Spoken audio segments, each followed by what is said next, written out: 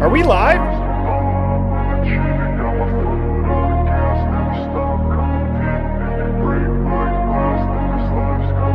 I wanna be the best in the game, invest in my name, check no restraints, I'm obsessed with the pain. I ingest, I retain, assess and I change, possessed by the thought I'll be free one day from society's restraints. Money, clout and fame, mud, disease, a plague. We all love to hate, have to play the game, have to make a name. All our insecurities are on display. This is war with the enemy, think that it was meant to be. Living in a time where disease is on every screen. I won't let them fester me, I know most are festering. Negativity is a plague for the mentally weak.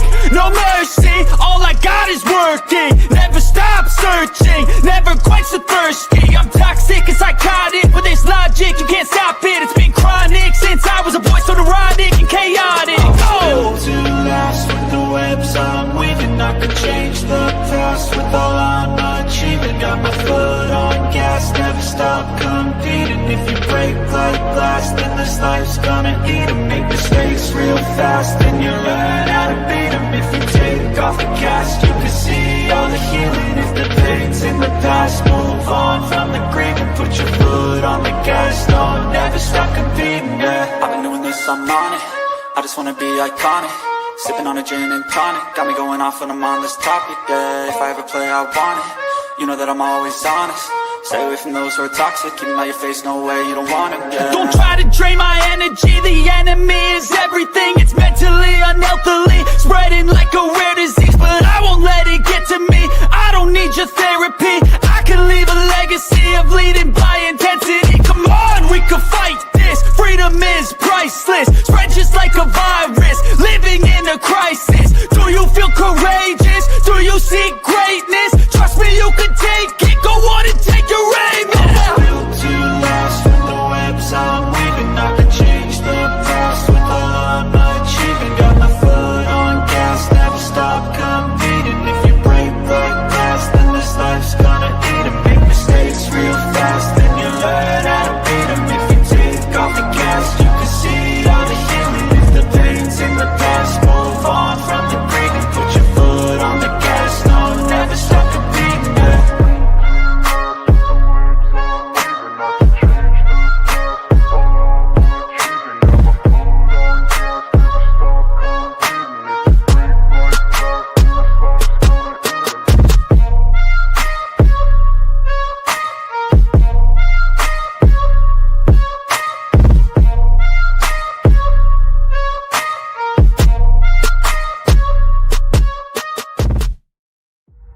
Birds flying high, you know how I feel.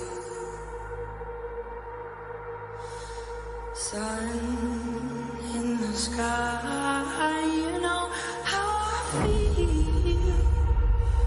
Breeze drifting on by, you know how I feel. It's a new dawn, it's a new day, it's a new life for me, yeah. Turn on your mind now, tune into the feed. We're planting digital flowers from a single tiny seed. Yeah, power to the collective in the data and the soul. The hive mind's getting louder, finding voice and control. When we get to the FBI, we don't know who did the work. You heard that any of that information is redacted. We don't know who did the work. It's a giant secret.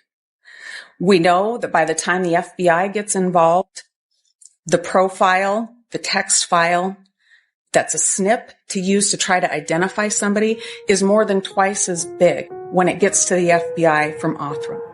We don't know how. I've got an itch I can't scratch, I'm missing a piece that completes a whole part of me, an open wound scar to see.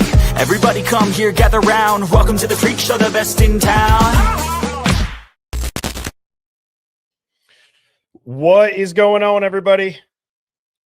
I hope you all had a fantastic Memorial Day weekend. I am so excited. I have Lana from Truth and Transparency backstage, and we are going to have an absolutely epic stream. If this is your first time tuning in, I'm Birdie. I go live weeknights at 7 p.m. Central, and I know that we are cross-streaming to both channels, so you could be watching on Lana's channel. You could be watching here on my channel in the Hive, and I'm going to bring Lana on up right away so that we do not waste any time this evening. But thank you all so much for tuning in. It is great to see you. Miss Lana, how are you doing? Hi, Birdie. Good night, good morning, good evening, wherever you're watching. Hello. Did you have a good Memorial Day? Yeah, it was peaceful. It's chill. It's finally starting to get like it was rained like a lot this weekend over here. So this week we're supposed to have sun. So well, that's good. That is how awesome. about you? Yeah, it was pretty chill. You know, when you have a pregnant wife, your Memorial Days look a little bit different, not as rowdy. And unfortunately for Mrs. Birdie, she had a pretty bad headache this weekend. So we just sat by the bonfire. I ate a ton of brats and burgers, and it was a good time. I saw my sister, my brother, my mom. We were all up north, and so that is always great to see all them. Well, that's good. Were you just boring her, like giving her a headache with all this? You know, I might have been.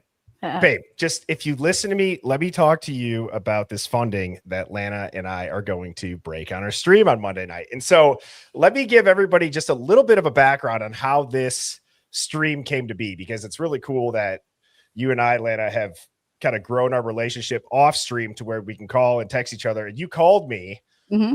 Oddly enough, as I'm hopping in the shower, I'm like, if you hear the water running, I have to be somewhere, but I have you on speakerphone.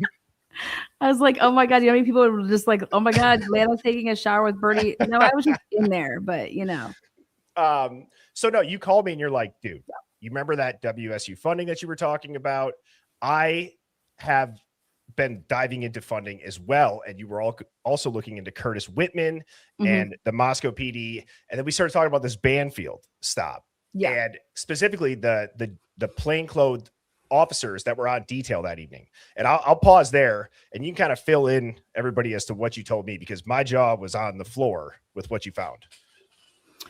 Well, I want to give a shout out to Mark B.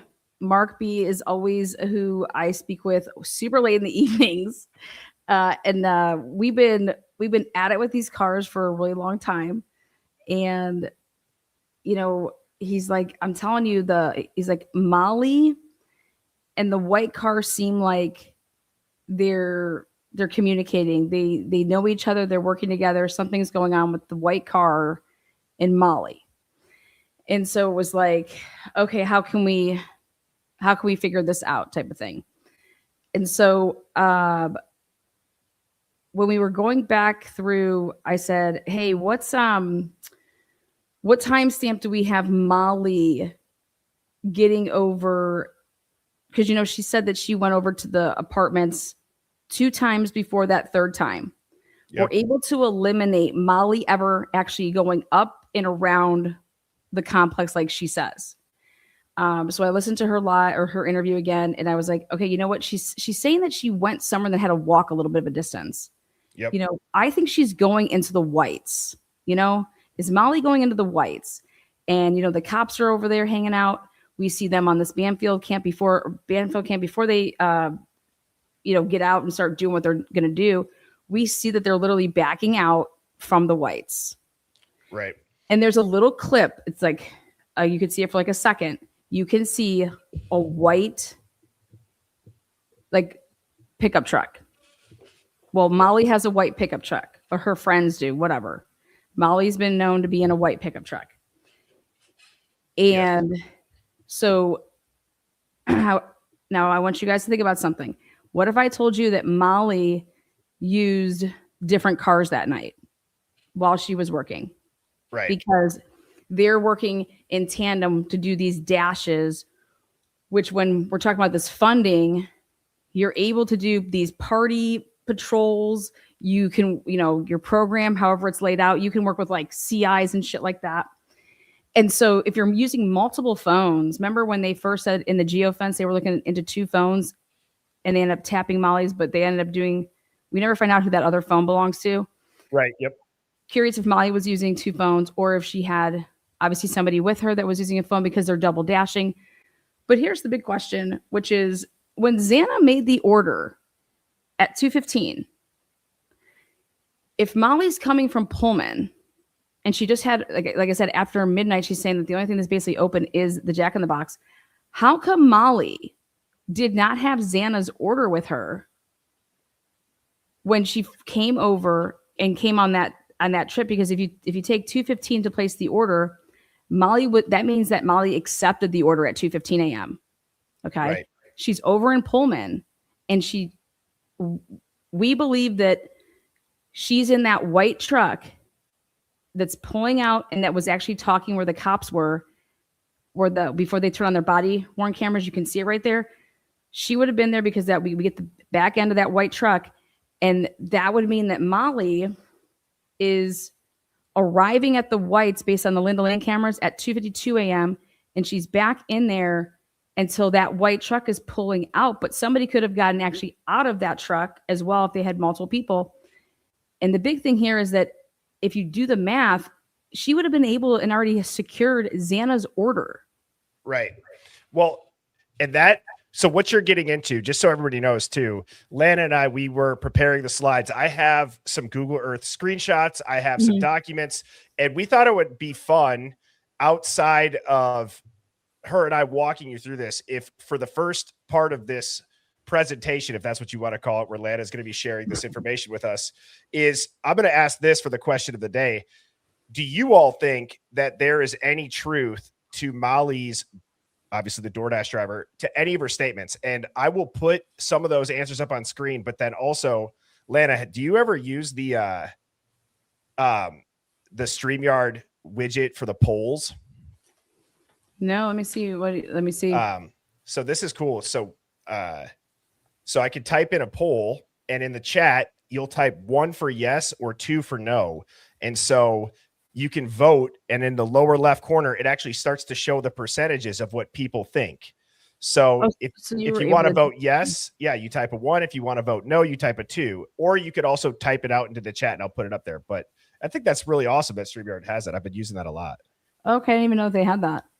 Yeah. And so as that's filing in, I don't know, pretty much said, I think everything she said was a lie. Secret Soul Survivor says, no, I don't believe a thing. Sammy said, nope, it's sus AF. Brooke Girl Brown Review says, hard and easy. Nah, bro. Everybody's going no. Well, so that's good though. But do you remember when she makes a comment about that she had to have an order remade? Yes, I do. In her interview, you're talking with Payne. Yeah, she was talking about like her, I don't know if she says the words like I forgot an order, I had to have an order made. But hear me out on this. If we know that Molly did not make the loop or go up there to do anything between the hours of 12 until when she comes up to the last time. So if we actually work our way backwards, how it would arrive here is that to be at the whites at 2:52 and 18 seconds, that's when the white truck is arriving. Molly would have left Jack in the Box around 2:32. We have a truck, I think, that's leaving up out of there, depending on how she went. But if Xana's order is at 2:15, why was it not ready by 2:32? Why was Molly not able to grab it? Or was she? And then it's about the fact of the matter is that now think about this. When she's getting over there at 2:52, if she's in this white truck, what does so just because that, and then Molly would have left, but she's dropping off somebody else or possibly 2 people that have the DoorDash order. What does Maddie do with her phone at 2:53? She called Bethany and Xana. Yes. And the key one for me there was that she called Xana. Xana is the DoorDash order is being placed for. So we're over here thinking, is there any chance that, so Maddie's supposed, according to Bethany, takes Murphy out. And if they're just hanging out and outside, she's walking around or whatever. Oh, hey, your DoorDash is here. Question is does she call Xana first? Does she call Bethany first?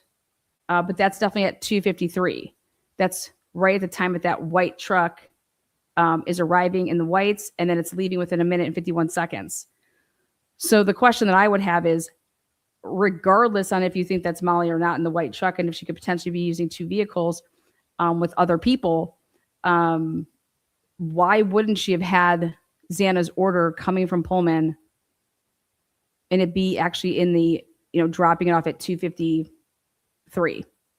Right. And Allie Tally just said it's also too right before the Jack calls begin. It's actually during it. Or during it, yeah. Yeah, because that's at the tail end, because she starts calling, Kaylee starts calling Jack at 2:26, and then that stuff happens. Then she's on the phone for 17 minutes, and then those calls begin between 46, 2:47, 2:40, 2:50, and then Bethany or Maddie starts calling, Jack at 2:52, and then she's calling. Like I said, but the person that she does not call is Dylan. Right. She does not call Dylan.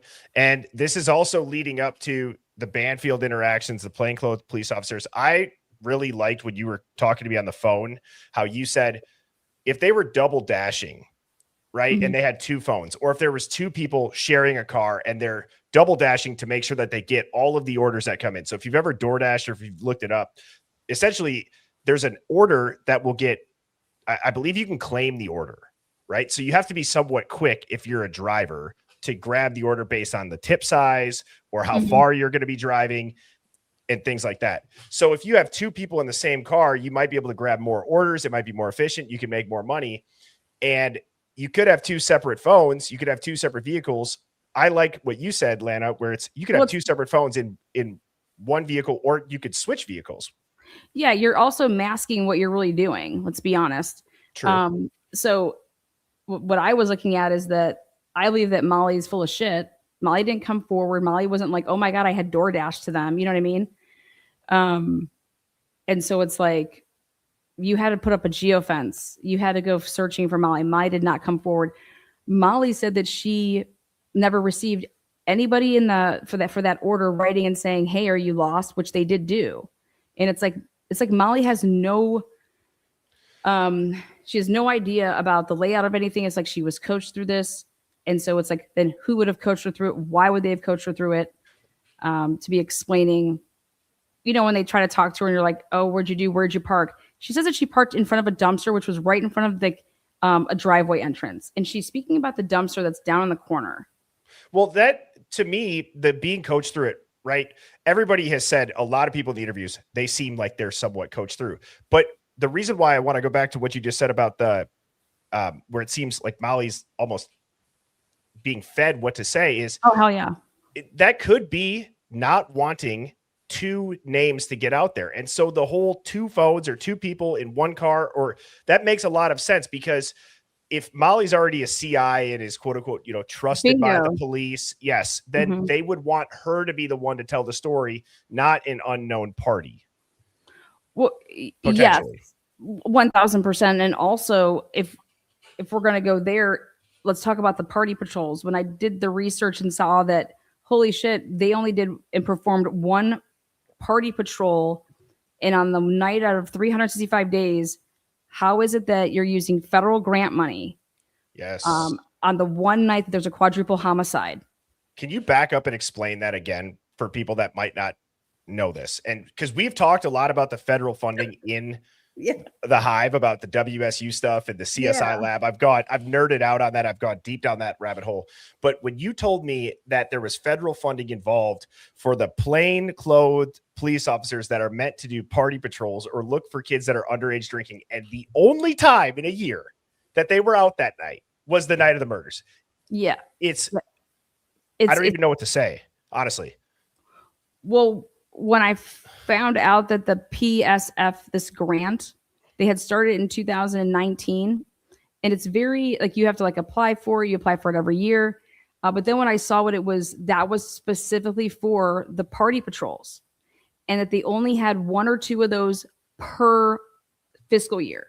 And the fiscal year starts up every year in October. And so in order to get these results, you cannot look up 2022. You actually have to look up 2023 because the fiscal year starts in October and the murders happen in November. So everything to do with this crime falls in the fiscal year of 2023. Yep. So that's the first thing. And then that would have meant that leading up to that 2019 to 2023's fiscal year, the first party patrol of the year, and they only usually do, like I said, 1 or 2 every year, boom, quadruple homicide happens right where you're doing these party patrols, which is for methamphetamine, drinking, drugs, all this shit that they're working with CIs to do it. Don't you think? Like they 1000% are. Molly literally described Jacob Tisdall, which they wanted her to describe this man because they wanted to say that, hey, this is the party, or this is the plainclothes officers, because for whatever reason, they wanted to account for the white car and take that on that it was them until it didn't work for them because they were trying to put this on either Showalter or Decor. Okay. And so that person would have been on foot. So, hey, this is us in the car. And then they immediately were like, now we're going to abandon that, knowing that that's actually our car. And we're going to assign it to, Brian Colbert. Now, is this, just refresh my memory too, is this the SAMHSA, like the Partnerships for Success? Okay. And so I have their website up here too, just so people can see this. And so it's the Strategic Prevention Framework. It's Partnerships for Success States. And just so people know, in 2021 through 2022, ODP funded 23 law enforcement agencies statewide, which included the Moscow PD for the activities between, I think you had said July 2021 and June 2022. And they were known as party patrols. And there was 10 agencies. Moscow PD was one of the participants, which is nuts. Yeah, and they had a budget to spend $6,700. $6,700. And they took away the wording. That's what I was trying to pull up here. I'm going to give you, if I can share my screen so that you can have it here. Yep. Let me see. I just got to look for it backstage. Yeah, let me see where I have it here too. Okay, here we go. Did you press share? I'm about to press it now. Present. Okay, share screen. Hold on, it's coming. Okay. Okay, perfect. It should come up. All right. You see that? There Is it too small, too big? Okay. Yep. Well, let me, I'll make this full screen then too. Hang on. I got to add you to the screen here quick, Lana. Oh yeah. Just put me in the corner. I don't even have to be on there. No, I'll put you up. Just put me in the corner. Nobody puts Lana in a corner. All right. This was just nuts. This was like so all this is copy, cut, and pasted from each of the years that they listed the annual report. So in 2019, here's the first mention of the Moscow Police Department participating in a new grant opportunity through the Idaho Office of Drug Policy is noted in the 2019 MPD annual report. And right here, it will fall under the Office of Drug Policy. And it says, in addition to the various traffic grants and emphasis patrols, a new grant opportunity was offered through the Idaho Office of Drug Policy, and it is to address the underage drinking in 2019. The grant provided overtime funds for officers to conduct party patrols on and around the University of Idaho campus.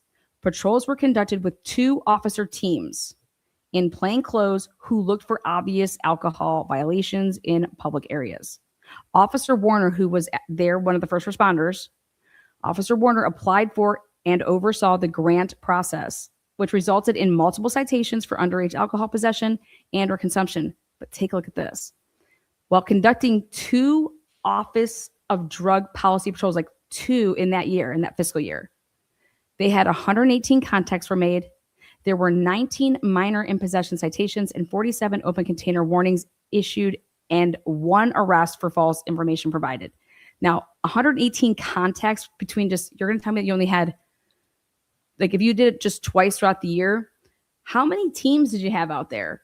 So then this is when I put the question mark of, okay, could they be rolling with, was it just 1 2-man team? Was it, by the time it was 2022, did they have more than, you get what I'm saying? Yep. So then take a look at what this language changes. So in 2020, 19, you have to remember it was COVID, but this is what it fell under when it talked about, this was the new language. So it says the funding is used to conduct compliance checks. See this, but it still has party patrols. And what it did in 2019, it takes out MPD was reimbursed for the training of 2 police officers only and patrol operations. So you see that right here where it says MPD began participating in this 19 and it got reimbursed for training of 2 police officers. Can I also just interject there too? It's very important that if you're familiar with federal funding, you have to understand that no other federal grant is hitting this party patrol that when Lana is explaining this, right? So this is the party patrol and the underage drinking overtime that's specifically tied to the ODP, right? Or the SAM HSA that I just had my screen shared for. That is separate than any other federal grant. So it's working by itself. So the $6,700 budget that Lana stated is all they have for this. And that's why I believe that they call out these 2 officers. That's my opinion. I don't know if that's what you're thinking too, Lana, but. Yeah, well, what I noticed was, though, if you go ahead and you scroll down and you look at like C2020, the same wording is used, like Officer Warner, because each year you have to reapply for it, you know? Yep. And so like, and here it was like, while conducting 2 patrols, like it just happened to, like, you know, did it 2 times. 29 contacts were made. What was because of COVID? See how it was like 118 contacts were made? Yes. So then in 2021, it's saying right here, well, first of all, I want you to take a look and see they spent more money during the COVID year. I mean, obviously, I guess prices go up with whatever, but now in 2021, this was the wording. So it was overtime funds for officers to conduct party patrols on and around the University of Idaho campus. Do you see how it says the same thing, conducted with 2 officer teams in plain clothes? Yep. Check this out. Then we get to 2022. Well, this is just like then they talk about the success of it or whatever happened. So I want you to see this one. 2022 is the year before, because remember the fiscal year, they're still using the term in plain clothes, looking for obvious alcohol violations. And then the year of the murders, when they want to go and do this, see all this writing that they have about it? Then you go to the year of the murders, and this is all you get. The Office of Drug Policy Grant. Regular patrol officers operated campus patrols, on and off campus patrols resulted in 86. And then I said, holy shit. I was like, then what were the officers in plain clothing doing that night? Because they're trying to say that in the year of the murders, that they were not conducting plain clothing operations. That's so wild. And we know they are, obviously, as we've not only seen the Bandfield body cam, but there are parents. I think it's Steve G actually that says they were literally filming near the house, giving minors in possession when this was about to go on, meaning the murders. Do you remember that interview?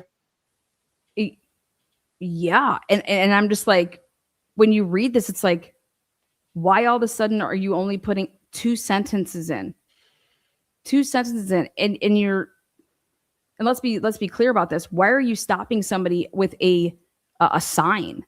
What does that have to do with a goddamn thing about pulling? Those 2 officers were, again, that stupid sign. And I'm just like, so much weird stuff that happened. What the hell? It doesn't make any sense. But we're about to find out.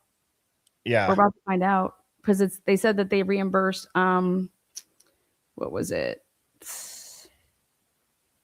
Something like that year of the murders. It just said, budget includes ODP grant, Partnership for Success, and it was $6,700. And all they spent, says, very interesting how MPD completely rewords the description of ODP grant. No mentions of officers conducting patrols in plain clothing. They even now state regular patrol officers were doing this. And in the same fiscal year, Officer of the Year is Corporal Brett Payne. And that's when they say he was chosen for his massive role in the quadruple homicide investigation and his excellent job overcoming all of the hurdles that led to the suspect's arrest. It's wild. It's wild because Molly clearly was describing the spiky haired dude, blondish, reddish hair that is totally Jacob Tisdall. Yep. And Jacob Tisdall, she's like, yeah, he was driving a car. It was like a tan sedan. And it's just like, what the fuck? So Molly's basically corroborating on the November 15th date that Jacob Tisdall wrote down and claimed that he made those loops around King Road. Molly gives a statement and is corroborating his November 15th report. So then I was like, you know what? We have to take a look at this, because if they were truly doing party patrols and they pulled in there at the whites, it looks like the cops are communicating, which is the white car. I think it's always been the white car, but they've been communicating with, obviously making contacts. This is telling you that you're making all these contacts. And so you'd be a fool if you thought that they weren't making contacts with their CIs as well. It'd be weirder if they weren't, right? Like, it'd be 1, weirder if they weren't. 1,000, because you're getting tipped off on where you should go and what you should like. And I thought, what better of a way than saying that you're doing some door dashing? But more importantly, what it seems like Molly did is Molly actually had the food. Think about this. If Molly actually picked up that food and actually had it, and she just didn't click off the app yet and didn't, take her picture and do all that stupid shit that she claims that she does. That's why there's no picture, by the way. Then that app is still open and running. And then when she closes it out, all right, if you think about it, all you're doing is extending somebody's life. That's the whole thing that they did in Idaho with the Drake case. I was looking at different ways that you could be extending somebody's life. And it would be like exactly what law enforcement did. Oh, they're alive because Xana got, her DoorDash at 4 o'clock in the morning. That makes so much sense to me. Right. I love that phrasing too, of the extending the life. They're extending the life. They're extending the timeline of it all, because clearly if that happened earlier, they wouldn't be able to either hide something, explain something. And so when do you think that they made the decision to, as you said, extend the life? Well, if we think that the white car could be potentially associated with the people that were working that night, that would be them that's speeding away. So they've always had whatever happened. I mean,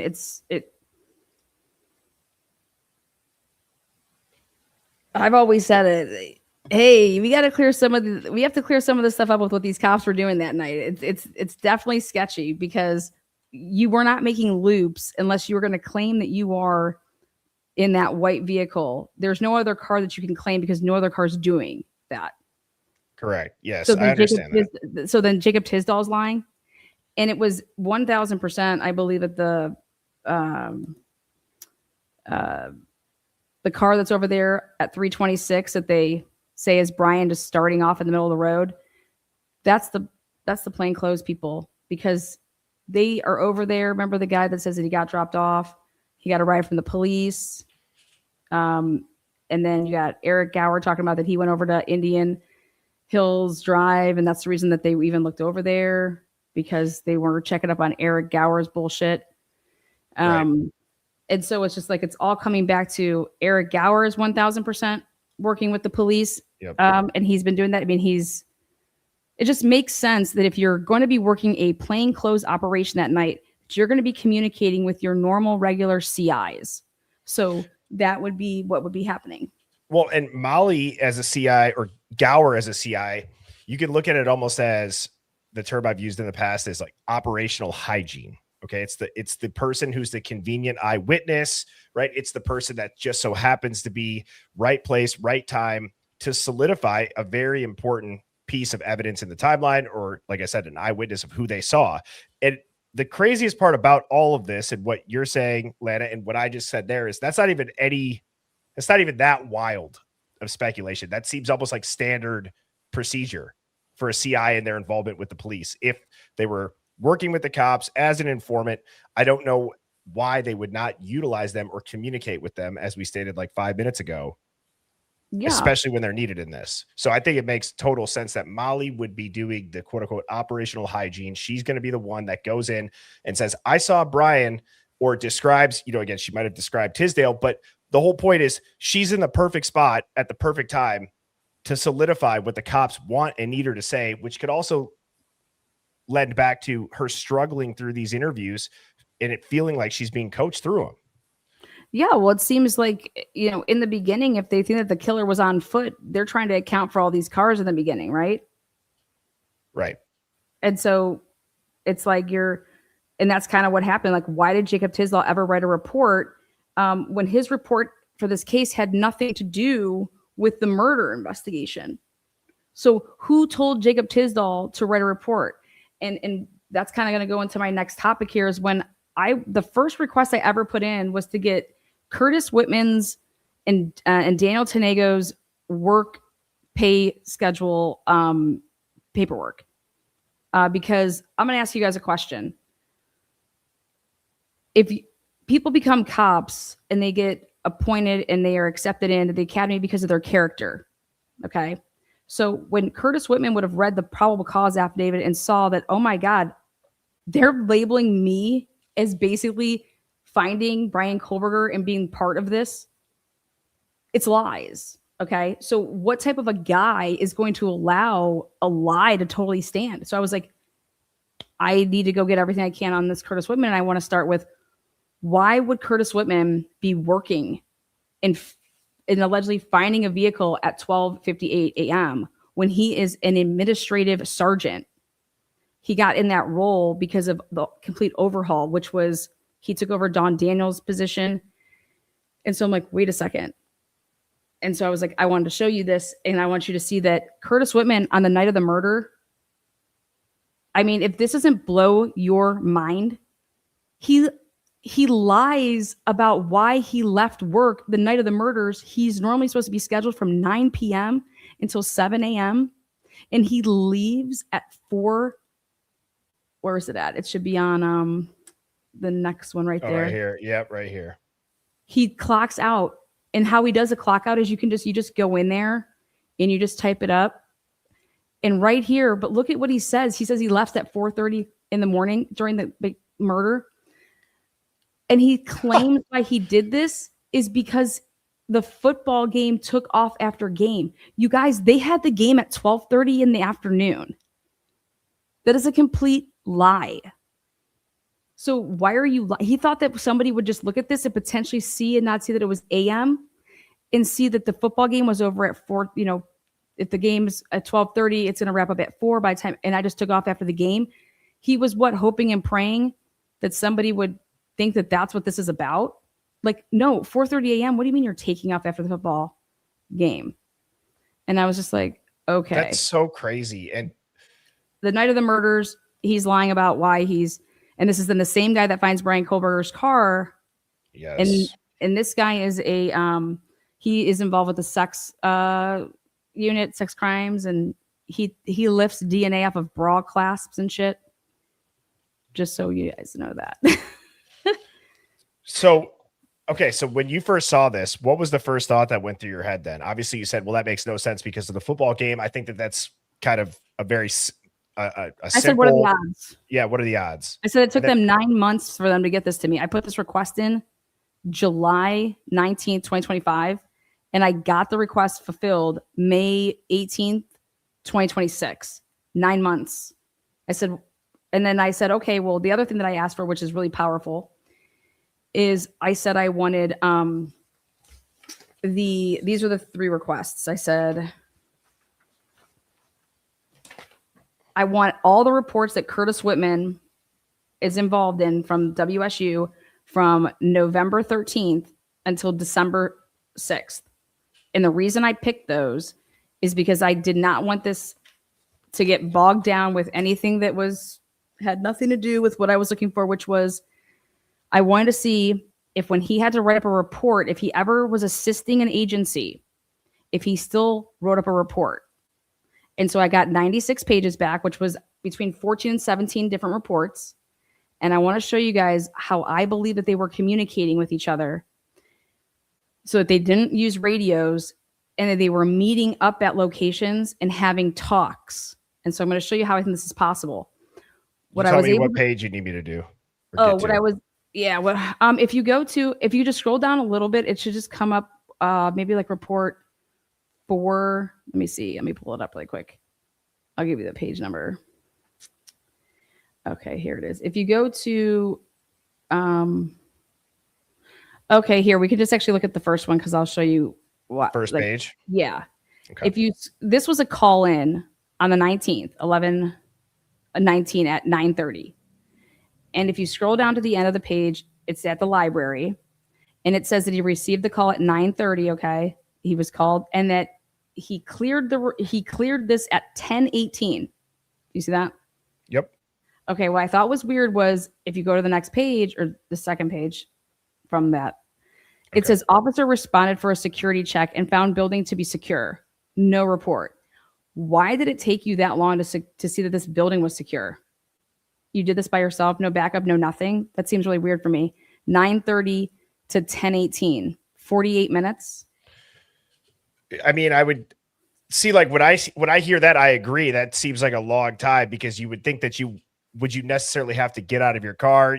I feel like you might just drive around, use your shiner, check the doors, see if you see anything suspicious, and then you'd get out.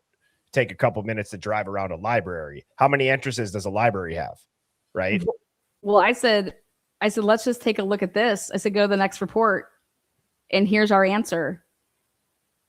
This was on, again, it was after 12 o'clock, so it's technically 11:20, but this was at 12:01 and 47 seconds in the morning. And if you scroll down, it's the same type of thing. It's saying that and this went till 39 minutes. Yeah, 39 minutes. And it was, if you scroll, so I was like, officer responded for a security check and found building to be secure. No report. I said, but what building was it? Who called this in? See how there has no description? And I was like, was it the library again? No, then I looked up over here to the right, and it said East Lake Hall over here, this Veterans Mall, East Lake Hall over here. And it's saying extra patrol. And so I just started thinking, remember how Payne was like, do not use the radios? Yes. And I'm like, so I started to pay attention to, did I think that they were potentially acting like something was going on? And this is a way for them to communicate because they don't want to be on the radio. So I said, okay, let's just keep going because I'm trying to like feel this whole thing out because obviously 5, 6 people got basically fired from leadership positions and detectives or sergeants because of what they were doing, obviously for years. And they were covering for people that are committing and doing, all that crap. So if you go to the next report, I just want you to see where it says assisting agency. You said, so the next report. Oh, sorry. Yeah. It was page. Assist outside agency. The AOA one. Okay. I got it right here. Okay. So this is, it says they get a call, right? Yes. Okay. It's for THRE or threatening. Yeah. Do you see how it's Moscow that called? Yeah, right here. It says, I'm on page 13. Is that the page you're on? No, I'm on 8. Here, I'll go to 13. My bad. Okay. I just want you to see that they make reports for this. So, right here. Yeah. So this was on 11:25 at 10:45. Look at what Curtis writes. He says, I saw that Moscow PD was receiving a call about a suspicious individual. And I'm like, how would you know that? How would you know that Moscow was receiving a call about suspicious individual? Remember what we were talking about, Birdie? You were like, hey, do you think that WSU and Moscow would be like working together with things? I said, absolutely. And that's what I was trying to go out and prove is like, we can think this, but can we get the evidence that supports it? And after you talk through this, I'll show that slide that shows the actual, how they're partnered together. So go ahead though, sorry. No, so this I just think is like perfect because it was like, okay, so take a look at this. He makes a report. He writes up a report where he is assisting another agency. So where is your report from 11:29 when you're assisting Moscow Police Department in locating Brian Kohlberger's car at Steptoe Apartments, and you find it at 12:58 in the morning. Where is that report? He never wrote anything. So this is proof, though, that when you're assisting an agency, right, you're writing up a report, you're saying what the fuck you're doing. But here I'm like, you're paying attention to stuff because nobody called you in. And I think that the big theme that people, and I think the thing that you and I wanted to get across tonight, Lana, is so we have Curtis Whitman doing this. We have the Bandfield interaction where the plainclothes police officers are only patrolling that one night for the party patrol out of the last 365 days. Okay. Then you just showed this Curtis Whitman stuff. And yeah, he's calling off on the night of the murders. He's the one that found Brian Kohlberger's car with the Washington plates. Correct. Okay, and he's used in the probable cause to make it seem like they didn't use IGG and that they used this man. So who is this man in the large scheme of things that he is okay to be used in a manner that he knows is false? Exactly. And it goes, and how I'm going to actually segue off this is when I showed this, right? So this, if you've been tuned into me, you've seen me put this slide together. It shows Dr. David Macon, Dr. Mary Kay Storr. They were responsible back in 2016 for getting this federal grant. This federal grant was to look into the effects of marijuana legalization on law enforcement and crime. But the big takeaway from this is that this is the NIJ grant that funded the Complex Social Interactions Lab, the CSI lab at WSU. And this lab is one of the key points and what makes WSU such a sought out criminology school. And so graduate students, teaching assistants, they've received access to real police tools, live streams, surveillance cameras, body cam footage archives, crime lab databases. The part about Whitman finding Kohlberger's car and that this lab having been at WSU, my hypothesis is that there's no way that they didn't know who Brian Kohlberger was, because if you look at this, access to this lab required strict FBI CJIS level 2 background checks, fingerprinting, confidentiality agreements. And if you look into what the CJIS requires, you have to go through background checks. Yeah. And the NIJ grant that funded it required a level 2 background check. So how are you going to say you don't know anything about Brian Kohlberger? And then you see Brian Kohlberger's saying email. that they weren't using the lab anymore. Well, that's what they were saying. But Did right. you see that report? Yes. Oops. And they tried to say that. But I think that there was pushback on that because it didn't make sense to the emails that I saw with WSU. It looked like Mackin was like, "What are you talking about?" Does that make sense? Yes. I think he's gonna blow the lid on that. I'm not even kidding. I think he's going to come forward, and I hope Steve and the families are deposing him, because I think he's gonna let some fucking bombs off. Do you think that's gonna be about the emails with Kohlberger and well, I think it's gonna just talk about this lab access. I think that it's gonna just talk about the fact that, what are you talking about? That we're going to get to the bottom of who had access and how locked down this truly was.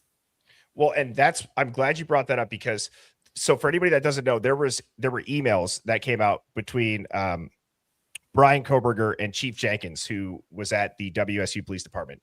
Now, this was back when Brian Kohlberger had maybe gotten the job at the police department, but actually this is about an internship in a program that Dr. David Macon, the guy who's on the screen here, actually set up. And why I talk about there's no way they didn't know anything about Brian Kohlberger is because this gentleman is talking with Chief Jenkins saying that there's 4 applicants. All 4 have met or exceeded the requirements needed for this $80,000 a year project that David Macon put together, which would be, and I'm trying to pull up those slides now. I don't have them up. I have something I could share to show. Well, where is it? It's I have the threat assessment thread between Gary Jenkins, which I've never shown before. Tonight I was going to show for the first time. Gary Jenkins, and her name is Jenna Hyatt. And it's freaking bomb explosive shit, because it's their personal, like, texting Can you type pull thing. that up? Can Yeah, you I'm pull gonna. that up? Yeah, I was gonna Okay. show you. And Well, it while talks you- about. Go ahead. Sorry. I was just going to say, while you do that, because I think that'll flow together with this. And so this is from Dr. David Macon to Chief Gary Jenkins. And it says Gary and Jake. I don't know who this.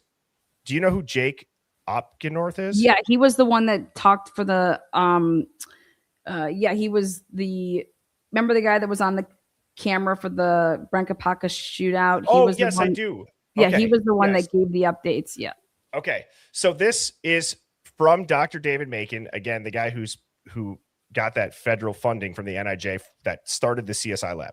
So Gary and Jake, yesterday was the closing day for the applicants. I have attached a zip folder with all the applications. You can see there are 3 other names that are redacted and then Brian. As you have indicated an interest in meeting with the applicants, what would work best for you all? With 4 applicants, it should be relatively low lift on resourcing. A helpful guide in reviewing the applications is the summary and duties. Each of the applicants have been evaluated as meeting and or exceeding on required qualifications. And that's where you go back to this. Okay, well, Brian's not only one of, what was he, one of 13 or one of 16? It was a rather low number for the amount of PhD students there. He's a teaching assistant. He's in a PhD program, and now he's one of 4 applicants for an $80,000 a year partnership. And there's no way they don't know who this guy is. Oh, well, they definitely did. And he every year girls are getting picked for this, by the way. And where was it? Oh yeah. And he acted like he was trying to downplay it. Like he didn't know this name and had to ask Jake, oh, hey, can you go check the office and see if there's a file folder? I think the name of the person, I think, if you look at the Pullman, I'm thinking to myself, wait a second, why did Jenkins ever even interview for anything to do with that? If he's on the way out retiring, right? And he's Pullman police, why wouldn't anybody that was actually in the WSU world, right, be doing that? Why would the police chief of Pullman back in April of 2022, like what? Why are you doing this? Scheduling? Yeah. You're like, why are you involved in this? Why are you interviewing people? It's so crazy. And then you see Koberger say, it was a great pleasure to meet with you. This confirms they obviously had chatted. Yeah, they did over a Zoom. I have the emails where they did the Zoom. Oh, here Okay. I have. Here you go. I have this ready to go. If you want me to share the screen, you can share it. You just have to unshare that other one. So also too, real quick, while you're pulling that up and sharing it, what's even crazier is that it ends up being somebody from WSU to find his car. That's a huge point. So what we just laid out with Chief Jenkins, with Dr. David Macon, with the CSI lab, with the PhD, the sheer low volume of PhD students, the 4 applicants only for this partnership. And now you have Curtis Whitman, who happens to find Koberger's car. It's all coming from WSU. And then WSU with this funding. Okay. So that CSI lab, they partner with the Quad Cities Task Force. And this has nothing to even do with drugs. Let's just call a spade a spade. Quad Cities Task Force is going to make up all of the police departments in that area. And so it's like 2 or 3 people. Yep. Mm-hmm. Yeah. And so a lot of times people are like, well, what ties Brian Koberger to this crime? What ties Brian Koberger to this crime is that everybody who is peripherally around him is involved in investigating this crime. They're the ones that could tip, like each of their tips can touch him. Yes, exactly. Yeah. So, all right, here's your document now, Lana. Okay. So with the gun. Sorry. Could you stretch your screen down on the window just a little bit? Yeah. Let me get that. Down over here. Yep. Oh shit. Well, I'm going to be scrolling. No, I'm saying grab the bottom of your window on your screen. Oh, it's actually my hold on. I have to you're download fine. it. No worries. I can do it. It'll just make it full screen. It should.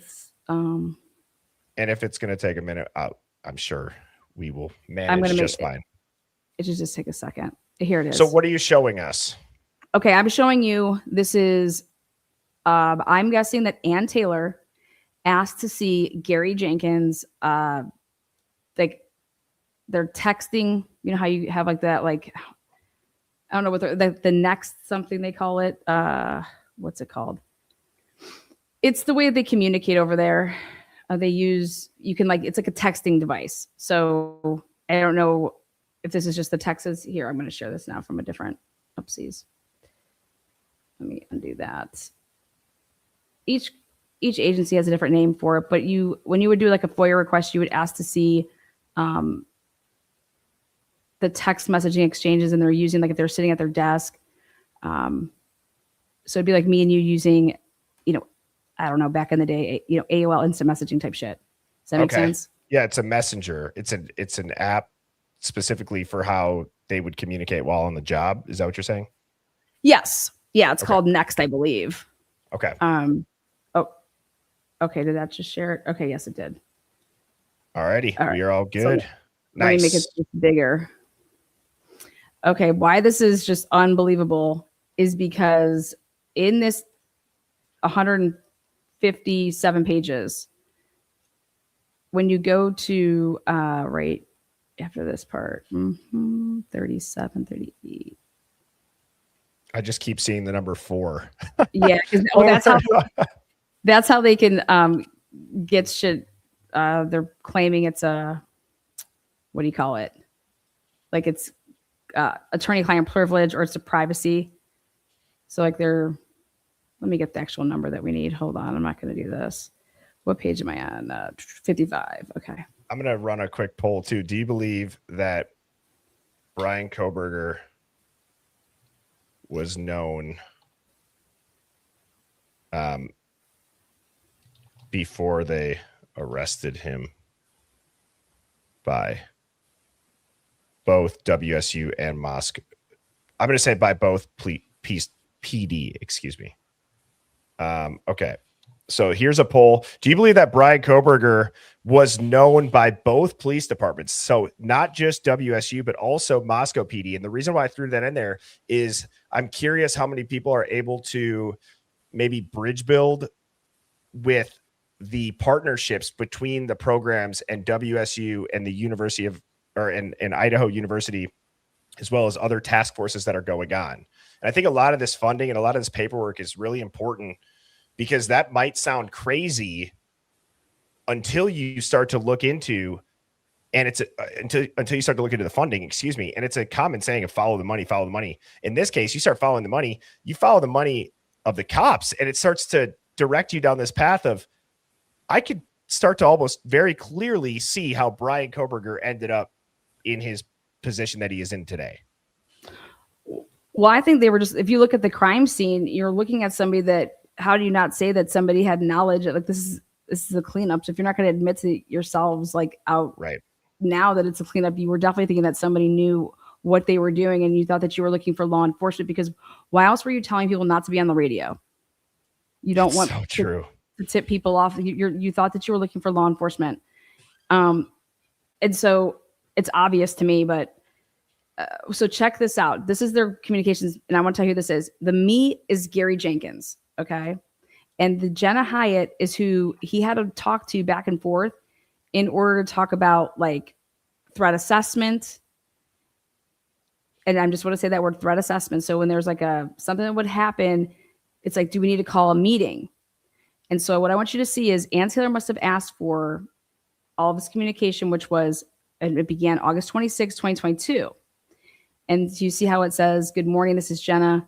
We have a case that rises to TAT, which is threat assessment review. Can you call me before whatever? And he says, okay.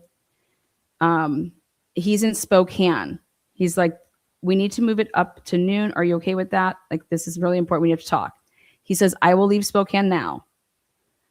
And so she's like, he's like, there are construction delays. I will be cutting it close, but I can stop wherever I am and Zoom by cell phone.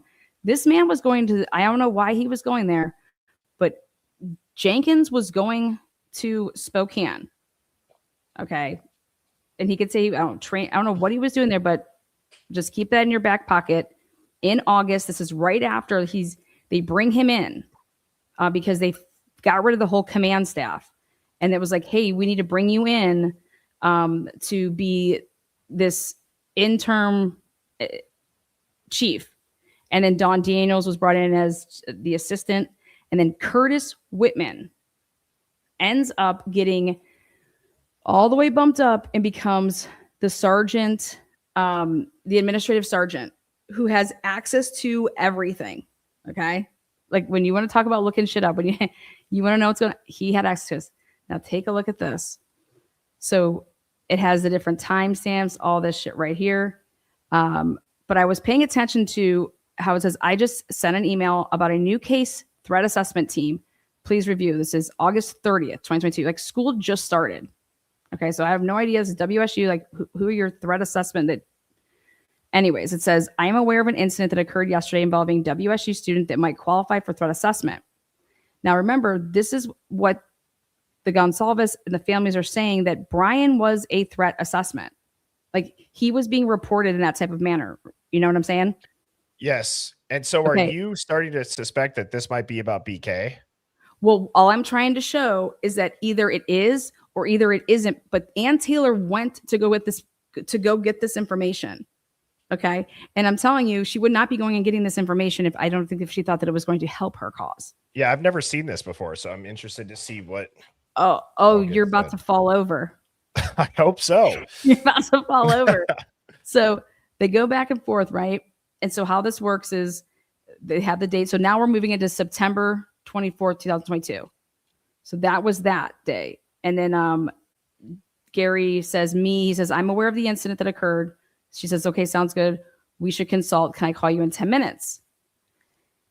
And then obviously he says, yes. And then she says, I see in Max's, he has a few priors. Do you see this? Yep.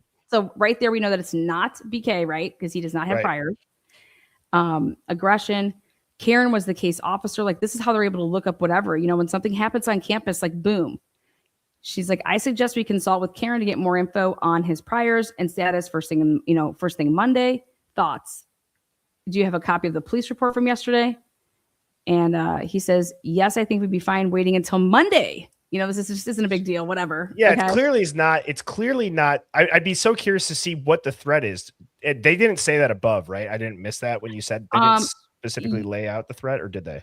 Yeah, no, it just said, she's saying here, see how it just says me, but there's nothing on September 24th. See how it jumps to that?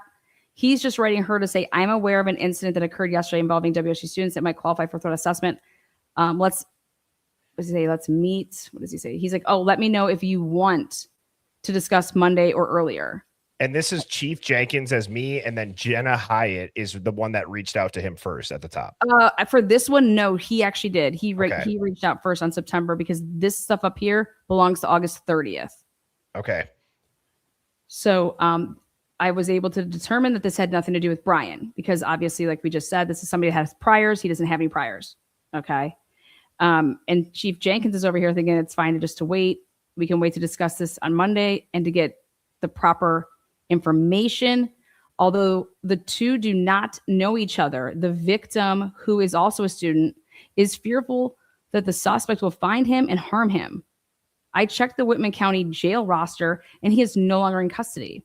Oh, wow. So I'm just trying to show you what the level of is that they're talking about. So here, then you can see here, they're just name dropping. I'm like, oh my God. So let's move in over here to, October 11th. Jenna says, Gary, sorry, I'm on the road for our son's football game. Hit or miss. Is this a faculty member from before? And I said, wait, what? You see that? What? So it's like October 11th. Gary, sorry, I'm on the road to Grangeville for our son's football game. What is October 11th? At 6, looks like this is at 6:41 p.m. Or it's it's at 3:46 p.m. on October 11th. What's the day of the week, October 11th? Let me look this up. Curious. October 11th, 2022. What day of the week was that? So, that would have been a Tuesday. That's just interesting. So that is very interesting. So she's on the way to her son's football game. I mean, maybe whatever, but she says, is this okay? Is this the faculty member from before? He said, yes, it does not raise my level of concern. And so I'm like, okay, we need to find out who the fuck this is. Okay. What the heck, dude? Okay. So it's a faculty member. Uh-huh. And it's from somebody that's obviously been reported, right? But they're communicating about that in some other type of way, but we at least can go and see like what this could potentially be about, right? Do you ever feel like, as you're reading this, right? And so this is my first time seeing it, but do you ever feel like there is somebody that everything that they've said Brian did, it would check all the boxes of somebody else? Like, do you ever wonder that? Meaning, my thing is that this wasn't an organic investigation. It didn't flow right. So like, you're not like, the integrity of this investigation is so flawed to me. So it's like, it's not naturally progressive in any type of manner. There's nobody communicating, but yet they are, but yet they're not. It's everything is in secret. Like what Ann Taylor said in those couple sentences. What the fuck? You guys shouldn't be in secret. Like, you guys investigating a case shouldn't be secret. Like, you guys are going to keep anything from the public. Like, that's fine. But like, you guys can't even function properly to run an investigation. And so now I'm reading this, and let's piece this together. We have the WSU funding, just the funding in general. We have the funding in general that a lot of these people that are peripheral players, as we've called them on my stream in the past, with people that are close to Koberger. And now we're reading this interaction between Jenkins and Jenna, and it's somebody who's a faculty member. Am I the only person thinking right now that, okay, maybe this WSU lawsuit has a lot more going, like WSU has a lot more going on that they've tried to bury in the past that could have led to this 100, because it's all overflow from everything that's been happening for years. And so basically what the parents are saying is that you guys were dealing with all of this other shit and not attending to the things that you were supposed to be doing. You're understaffed, you're this, you're that, you know what I mean? Like, and if you guys would have been doing what you're supposed to be doing and all these checks and balances, and if this is how stuff is being handled like this, WTF, like, what the fuck? But how about this? What are the odds that Gary Jenkins gets a new phone the day of the murders? You got to fall out of your seat. I did not know that. And to do it to bury your past, he has nothing on his schedule from, September, all of October. November 14th is the first day that there's ever a schedule for him. And it has all these, and I was like, oh my God, this man was not using this phone. And then sure as shit, I find the email where he says, here, I have a new contact. Here's my new phone. So Gary Jenkins gets a new phone. His officer leaves work at 4:30. Says I believe he left way before then. He just wrote on at 4:30 because he went back, and what he was doing is, I think he went back because he had to make a comment on this day. And he's like, oh, I'll just put that I left after the football game or whatever. Huh, okay. Well, that's a lie. So what really were you doing? And when did you truly leave work during the murders? And you know what? Just so we're clear, Ann Taylor didn't have any of that. Ann Taylor has no idea that Curtis Whitman left work the night of the murders during the murders. Just so you're clear. Just so we're clear.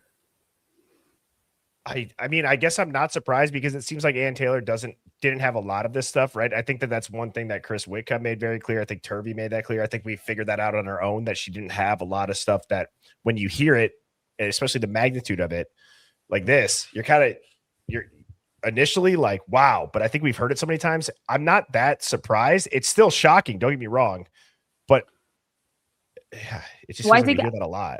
Like I said, I don't blame Ann Taylor for that, except for the fact that she had the opportunity to go and spend a shit ton of money to get researchers.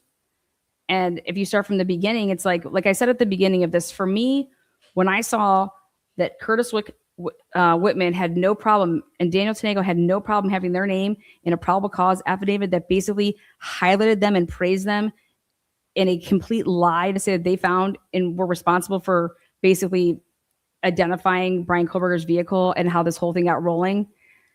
It's a lie. So what type of people are Curtis Whitman and Daniel Tanego? They're shitbags, in my opinion, because you have no character. You have no business being a police officer if you have no problem with somebody using your name in a probable cause. Do you understand that Officer Payne at no point in time, even to this date, has he ever interviewed either one of those men? So how did you get information from them to put in a probable cause? I mean, They didn't fill out a report. They didn't fill out a report. Right. Well, that's what I'm saying. Is it an off the record conversation? Did they meet up in the break room type thing? Right. Or like, well, I mean, no, he's over here. Jacob Tisdall's writing a report for something that this is a guy that supposedly got the vehicle. I mean, if you're going to rely on something like this in a probable cause, wouldn't you say like, hey, do you have a report? You would think. I mean, yeah. And that's what Brandon was just saying too, but they used it for the PCA, which that's crazy. So now where does this go next? Okay. So right here it says, when he says, yes, it does not raise my level of concern. Jenna says, agreed. Thank you. So this is how they did their meetings. They're going to get crushed in court. Jenna says, on now the 12th, any counsel that we have from the leadership about proceeding with TAT as it is an employee. And now it's like, I'll need to see what Zammy's position is. My understanding is that HRS for the department. What does HRS mean? I think that's the HR department. I'm going to just use Grok quick and see what Grok says. What does HRS for the department mean in the context of describing faculty? So in the context of describing faculty, HRS for the department usually means the number of instructional work hours attributed to the department, but I don't think that it makes context, or that doesn't make sense in that context. She's the well, my understanding is that she is blank for that department. She's the head of the research. I'm guessing that she's the point of contact. Yeah, that does not make sense with the 12 credit or contact hours. So she is the. It looks like it's human resources to me, but I don't know. Huh. Okay, go ahead. So here's where I just fall over. November 12th. Do you see this right here? Yep. Gary Jenkins says, Pullman PD. So technically this was like November 11th because it's right there. So it says 12:53 a.m. Yep. Okay. Pullman PD is investigating a suicide by hanging off campus. You see that? Yep. So I was able to figure out how they're saying this young man. I did a couple episodes on this young man because I saw Gary Jenkins did an email and immediately he wanted to know if the 4 victims were involved with the sororities or fraternities. And I'm like, why the fuck are you asking that? Well, here you go. Right here. This happens. And look at this. They go back and forth to talk about it. Do you know if there was a roommate? Is Detective Josh Bray? Okay, are you in contact? All this stuff. But when we get down right here, which is Gary Jenkins says, I just found out that Max was arrested by Pullman Police Department for DUI on the 10th. And I about fell over because this is what I was covering back in the summer of not this. What was it? It was. What? It was last summer whenever I had on the woman that had her son. He was a CI. And the only way that he became a CI is not that he wanted to be one, but he got in trouble for like a DUI, but they said, here, we'll let you get out of it. This is what you're going to do for us. And you're going to do these like controlled buys and stuff. And then all of a sudden he was found. And they said that he committed suicide at his friend's house and I'm like, wait, what? So when I saw this, I about fell over because I said, wait a second. November 10th, you're being supposedly arrested for a DUI by Pullman. And on the very next day, he's dead. And it's allegedly by what they're saying. And that is, his roommate found him. And I'm like, wait, what the heck? And the kid, I believe he was part of the, I swear I thought he was part of the LGBT community, but I could be wrong. Dude, I don't even know what to think right now, honestly. But I definitely know that he was in the fraternity, and it's very interesting. And what are the odds that somebody that gets arrested by the Pullman Police Department on the night, like the night before, then because he was found basically, I believe, on the 12th, but it happened on the Friday, the 11th. Right. Yeah. Yeah. And that would be, he got a DUI. He got on the 10th. Oh my and God. He was arrested by the Pullman Police Department. And then this happens. And I'm like, this is exactly so similar to what they did in CDA. And somebody was asking for his last name again, but I don't think that it gave the last name. It Pitts. Was Max. Yeah, Pitt.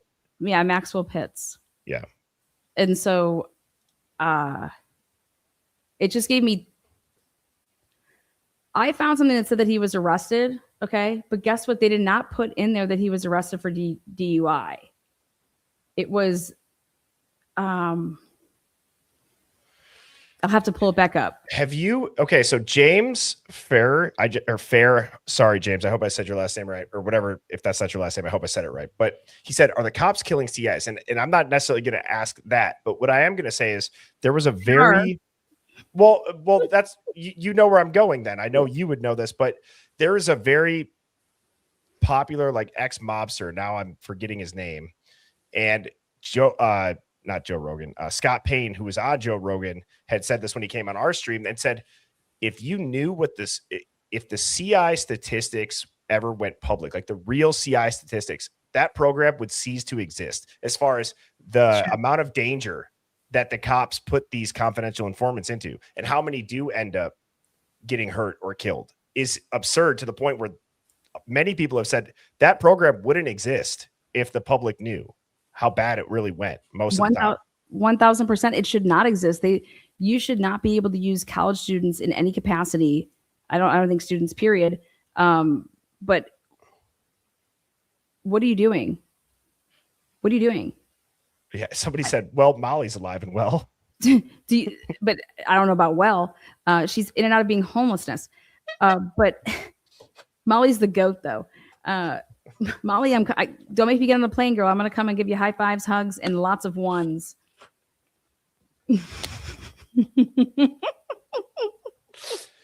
I mean, dude, that's a crazy find. How much more is in that document? Wait, this is the last part of it, because this is why this is important. They're over here talking about, like, how they just found out, like, what type of research were you doing that you just found out that Max was arrested by Pullman PD for DUI on the 10th? That's Gary Jenkins writing that. Right. And then Jenna's like, thank you. Like, you don't think that that's concerning? Like, wait a second. What did the Pullman Police Department say to him when they arrested him for DUI that put the guy, like, and then I'm like, you know what? Screw these people. I just think that who even knows that the family knows that? You know what I mean? The family might not even know that he got a DUI. Just saying. And then here it is, November 13th. And now this is where I hit the floor. Why is Jenna Hyatt asking to talk to him? Meaning, like, I think he should be saying something. Because remember how Chief Fry said as soon as that they got word about this, like, he talked to his good old buddy, Gary. And so yes, here, Jenna, did you need help yet? He's driving fast back. He kind of made the joke about him and his wife and how he's speeding back. Yeah. And I'm just like, look at this. So Jenna writes, can you talk? And she cites the Argonaut. So now we have proof at 3:13 on November 13th that article was written. Breaking homicide investigation active on King Road. Like, this was the title. I was always trying to see if I get the actual timestamp. Well, now I'm able to say that the Argonaut posted this at 3:13 p.m. Okay. Yep. People weren't even, the families weren't even notified. Like, this is proof out there that the families were not even notified by 3:13. Then next, me says Gary. Also, I'm just getting real ready quick, to send out an emergency alert. this is also crazy. So if you try to get that, not found. Yeah, because they took it down. It's crazy. Yeah, because they were trying to cover for that. Well, right here's proof. Like, I sent it on over to Steve G. I said, well, here you go. 3:13 p.m. Here it is, Eastern Standard Time for you guys. This is an article. They got rid of it. But look at this. Look at Gary. He's just like within a minute, writes, I'm getting ready to send out an emergency alert. Like, he clearly knew about it. He was just sitting there. Okay, when Jenna mentions me, okay, then I'm just going to write it right back and say this. But until that, I'm just going to sit here. And then I don't know why he put collect, but he said, there is no threat to the WSU community at this time. Look at that. 3:14, he just shotgun fires all of this off. He's given what they're talking about, Lana, it certainly seems like this is flowing like, okay, the arrest and it could just be separate conversations, right? As hours go by and then this occurs and now they're talking about it. But the way that they're talking about a threat assessment and then they're talking about that other with Max and finding him dead, the DUI, there's so much stuff that's leading up to these murders going on that apparently nobody ever really wanted to investigate. There was such a buildup of multiple events across multiple campuses that nope, not relevant. It's this loner serial killer wannabe criminology student that's brand new and knows nobody. Yep. And the other thing that's crazy about it is that how are you saying at 3:14 that there's no threat to WSU? Like, you don't know that. This is not Eastern time. This was Pacific time. So 3:14, but everything's been in Pacific time. Like, that's like getting found out that 911 call happened at 11:58.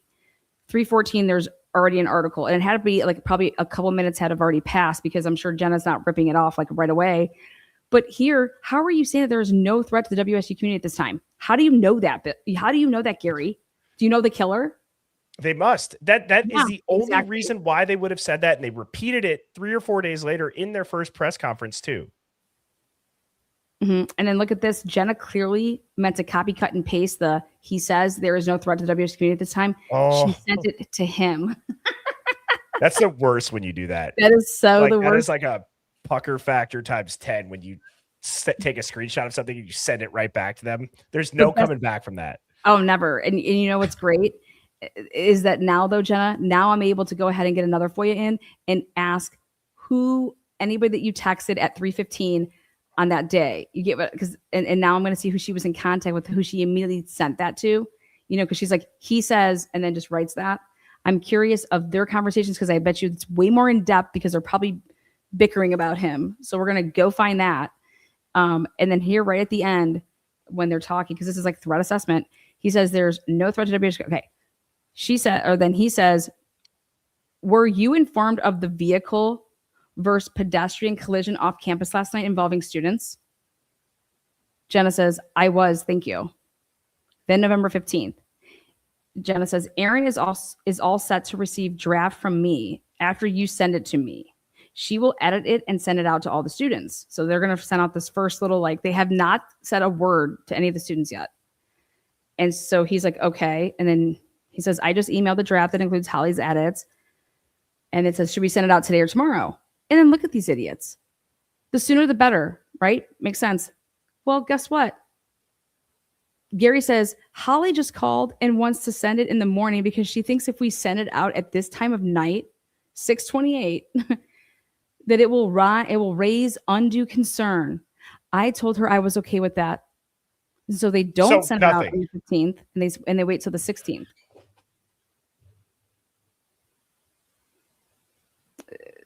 I don't even have words. Yeah. So this is how they're solving their world problems with the threat assessment. This is nuts to me. They're not assessing shit. This is just two individuals making decisions. It seems like to me. What is the playbook? What does the protocol say? You know what I'm saying? Like, what's your protocols? Mm-hmm. This is definitely not it. They're going to lose their asses. And then it's like, here, okay, got it. Now on November 17th, Jenna says, hope you are holding up. Okay. What? Why wouldn't he? Yeah, that's weird. And he says, yep, all good. Thanks. And then she says, she just liked that. And then she says, Gary C / should we have called the TAT together? Look at this. Who's Gary C? But whatever. Should we have called the TAT together? They didn't call the threat assessment team together for when this happened. Wait, so this is a continuous conversation. That line right there is that what you're getting at, Lana? Is that by them saying, should we have called them? Well, because after she says she liked his thing that says all good or whatever. So then at 6:35, she writes, because I think the time is underneath, you see how it's like, okay. So Jenna says, Gary C / should we have called the TAT together? I am confused about emergency management response ? Has a WSU emergency management team been convening this week? Because guess what? This idiot, I looked at his schedule and I was like, what are these meetings? And he's over here, I think, meeting with Victoria Murray. And I don't know if Jenna's not involved. I have no idea, but shit's all fucked up. And excuse my language, messed up enough to warrant here. We have proof that they never did what they were supposed to do. They literally are admitting it. Yeah. Oh yeah. Should we have called the TAT together? Yeah. Hannah Bananas just said, I don't know. Maybe go check, Jenna. Like, this is crazy. And so I want to go back and just reiterate what I was saying. Look at him. He says, good question. I talked with emergency management the day it happened, and they sent the alert out. I suppose in hindsight, we probably should have convened the TAT. We might have come up with recommendations to alleviate student concerns. Oh my God is right. This is unbelievable. But all I have to say is cheers to the families. Here you guys go.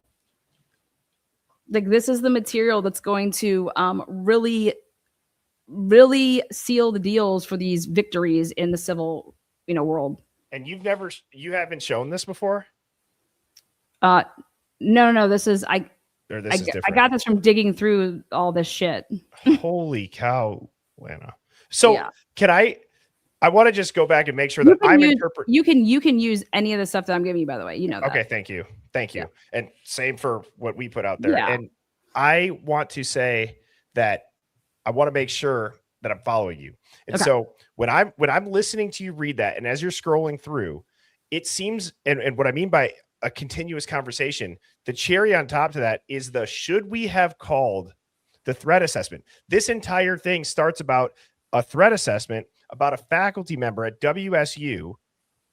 Yeah, like their whole threat, like this messaging back and forth that they clearly communicate other ways, obviously, as I'm guessing, but maybe we'll find out that they don't. That's going to be a question for deposition. But based off of this dialect, it seems that the only purpose that these two communicate is for threat assessment. Like they're part of the threat assessment committee. And what I can show you to prove that is I have Gary Jenkins's phone downloaded with his calendar all those days, and it shows you, and I'm able to like. How far back does that go? Or like, when did you get that? Is that new? I've had it for the past, I don't know, maybe month, not even. It's new. Okay. I mean, it's newer. Yeah. New. Holy shit, dude. Yeah. And that's how I found out that he got rid of his phone the day of the murders. And I was like, that's interesting. He had a new phone. And so everything then begins on November 14th. So it flushed out everything from August to November 14th. And I said, well, you know what? If he downloaded to the cloud, we might be able to get a FOIA in and go a different route. So I'm going to try that. That's genius. Yeah, I'm telling you, this man's shady as hell. This man's a liar.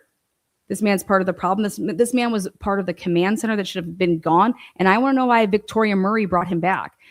Victoria Murray was the one that brought him back and asked him to come and be, after he retired from being Pullman chief, to come back to WSU and really kind of get us through this rocky situation, because between August and November, they lost like 6 people. Like, it was like the chief, the assistant chief, the sergeant, the administrative sergeant, and then 2 of the main detectives. So And it was all because they knew that they were having sex with people during when they're supposed to be patrolling, when they're supposed to be working in the different departments, in like the library, in like the suite of the, I have all that report. I mean, it's insane. Wait, can you back up? Yeah. So how did you just get to the part about talking about now that they're having relationships? You just said it. So in 20, yeah. So because there was a huge, somebody whistle blew in 2020, and then the whistleblower said something to the police chief. He decided to bury it. When this person saw that, then they went up above and went to the deans, to the school, and then told them everything that was going on in the police department. Then they launched an internal investigation, and the internal investigation revealed that yes, these people were doing exactly what this person had said, which was looking the other way when there was sexual harassment going on, when people were having sex while they're working, going on like training trips and having sex in hotels with staff, faculty, people that were not people that were students. And so all of these people had to retire or they were getting fired. And guess what day you're gonna shit? Guess when this all hit the huge report came out? November 1st, 2022. Oh my God. And so August 22nd through November 1st, that was during the period of when everybody was on leave and they all had to be at home. So you had no chief, you had no assistant chief, you had no administrative sergeant. You were down at least 2 patrol / whatever they were doing, sergeants. And that's what put Dawn Daniels in her interim role. And that's what then Curtis Whitman's waiting there in the swing little spot. And then boom, November 1st, Curtis Whitman becomes the sergeant, administrative sergeant. And I was like, holy crap. I said, well, why didn't Curtis Whitman's why was he still working the weird hours? This man worked he worked 668 hours and got paid 157 out of those 668 was in some capacity either vacation or time off with sick days.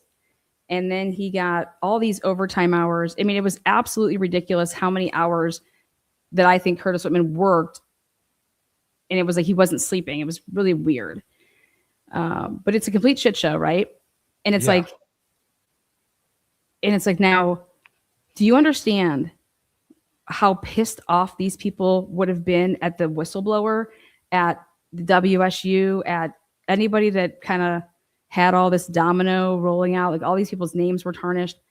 And then boom, Moscow's campus gets struck with a quadruple homicide. On the one night that there's a party patrol too. Yep. And guess what that did? It took all of this attention off of all these perverts that were police officers. Well, how do we know that these perverts that weren't police officers weren't involved in this shit over here that took out? Dude, did they in that scandal? Are all those names listed of the? Yeah, I have them all. Okay, I even have the whistleblower. I won't ever announce that publicly. Don't do it, please. I would never. Here, at least. I would never. Yeah. And so I'm guessing, is there anybody tied to King Road that you could trace back through some crazy spider web of connections, or maybe just straightforward? Well, what it looks like to me is I would love to see Curtis Whitman's phone records for the night of 4/13. I mean, 11/12 into 11/13, because what are the odds that he's like? It looks like he's left to go do something. Why are you being summoned over to Moscow? And 4:30 is not a time that a police officer's shift would ever end. His shift was 9 to 7. Right. And so didn't the Bandfield body cam, or didn't the Bandfield officers, right? Tisdale and Rosedy, didn't they get off at a weird time too that night? I could have sworn theirs was earlier too. I put in for all these guys' fleet vehicles now, their personal use vehicles, because those should be on record. everything that Ann Taylor asked for. Do you know that Ann Taylor asked for? Why was Ann Taylor asking for every single fleet vehicle that Moscow used? And I think she didn't need to stop there. I think she should have been asking for like these other surrounding anybody that they would ever team up with the task force. But why would Ann Taylor put in a request to know what everybody's, not only their fleet vehicles at Moscow, but she wanted to know everybody's personal use vehicles that everybody owned. That was one of her FOIA requests, or not FOIA requests, but one of her discovery requests. And so I thought about it and I'm like, wow, what would be the odds that, again, all this stuff is popping off, right? And boom, in order to get WSU becomes out of the limelight with this whole big scandal. It's a huge sexual scandal with the police department in power roles, power positions, and taking advantage of students that are coming there, grad students, underage kids, and the things that you're doing. And then this happens. And if you look at the crime scene, it would look like somebody in law enforcement was involved. That's just the poll that I just put up. Allegedly, do you believe that a police officer could be involved in this case? And so if you'd like to vote, type of 1 for yes, 2 for no, 3 for not sure. I'm actually at the not sure. And I know that sounds weird because when I think of involved, my mind goes straight to the actual unalivings. Do I believe that there could be involvement in a cover-up or an accessory? Yes. I still think that in my head, I have a little bit of a bias, full transparency of this. Seems like if a cop's involved, the cop wouldn't have done it themselves and maybe just set it up. Do you know what I mean? I just think that how these undercovers, how this plainclothes people would get involved is that you're working and having relationships with these CIs. Who are these CIs? Usually they're not the best of people, right? Or you're putting so much pressure on certain people that you shouldn't be. And that you're putting them in situations that if they were ever get caught ratting on somebody and they were involved with the fraternities and the sorority life, which is like a no ratting type zone. Okay. That is a very diabolical, that could be potentially very diabolical. The whole purpose of this is that you are doing in these operations is to make the community safer. And during the time frame of that you're utilizing this federal grant money, 4 kids are murdered right in front of you. And to take that a step further too, when we were talking over the weekend, I went and I looked at the overlapping window that everybody everybody knows about, right? With the DoorDash, with the phone calls, with the Bandfield body cam. Now you throw Curtis Whitman leaving into that window as well. So we have 245, 250. Call it from when Goward leaves 1112 allegedly to go pick the girls up. If that's what you want to start it at. 245 to what when Curtis Whitman gets off at 4:30. Yeah. I would even say I would like to know what the undercovers were doing from 12 a.m. I want to know if they actually got paid for this. That would also be they got they got at least $70 an hour. That was what they were. That was back. They did. Yeah, they usually get they usually get overtime, but I was looking in guess what they have to put in. That's why I told you I did a FOIA. They wanted $2,300. $2,300, yeah. Because you have to, that night, guess what would all be documented? The people that were running the plainclothes operation, how many hours they worked, where they all went, what the demographic was, all their contacts, anytime that they stopped and did wherever. And so you have to document all of this. And if you gave any tickets out, whatever the case may be, right? And I was thinking, when you hear about 118 contacts, because look at what Curtis Whitman only typed up or was involved with, 17 reports. 17 reports he only wrote 17 reports over the course of from November 13th to December 5th. That's like, do the math. He wasn't, and half of those reports are so effing ridiculous. Like a building call. You know what I mean? What are you doing? And you're not, and then you're not making a report of what, you're helping during a quadruple homicide where you're helping to provide assist an agency and you don't have any reports, but it's normal for you to write up reports as we just showed here tonight. So it's like, how come every single agency involved in this case is not following protocol? And yet you're like, okay with that. And Curtis, and with that, as you were just talking, I'm thinking through it. Whitman seems to be almost this bridge officer, because Whitman's obviously the one that's being praised publicly then for finding the Elantra. Yeah. And guess who has an email about that? Gary Jenkins. Gary Jenkins says, oh my God, look at this press we're getting. Look at, we're going to be changing our name. No way. Yeah. Oh God. Yeah. He's like, it kind of really didn't happen like that, but he's trying to say that Payne didn't put out the email that they received until November 27th, and he didn't turn it over to his guys until November 28th. I have the query that what's his name ran, if you want to see that too. Yeah, please. And also, by the way, I want to give a shout out to a couple of people. Allie Tally gifted you 20 memberships. Allie Tally's the slam. Awesome. Sluther75, thank you so much for the super chat. Common Sense Ain't That Common gave you 5 memberships, Lana. Oh, sweet. Pop and Switch, thank you for the super chat. Said, I really want to see audio and video cameras for 1112 and 1330 plus other pertinent pre and post November 13th. So the 10th, the 11th, the 12th, the 13th, the 14th, the 15th, 24 hours AM, PM, those days to see who, what, where, when. That is a great idea, and that would be extremely interesting because I guarantee you that you could find some sort of pattern recognition on vehicles. Guaranteed. Well, do you have that? You know how you had a little clip down there of the Bandfield where they turn the camera on? Do you have the actual video? Because I want to show you where this truck is. Yep. I will pull it up right now. Speaking of the FOIA stuff, I was listening when Mrs. Birdie and we were driving up north. I was listening to the dude who put out that missing 411 documentary on Tubi. Have you seen this about all the people that went missing in the national parks? His name's David Paulides. Oh, no, you didn't see. I mean, I know what you're talking about, but I didn't. So he started talking about how if he wanted the Parks Department to put together a list of all these missing people, guess what they were going to charge him? I can only imagine. It was $1.4 million. What? Yes.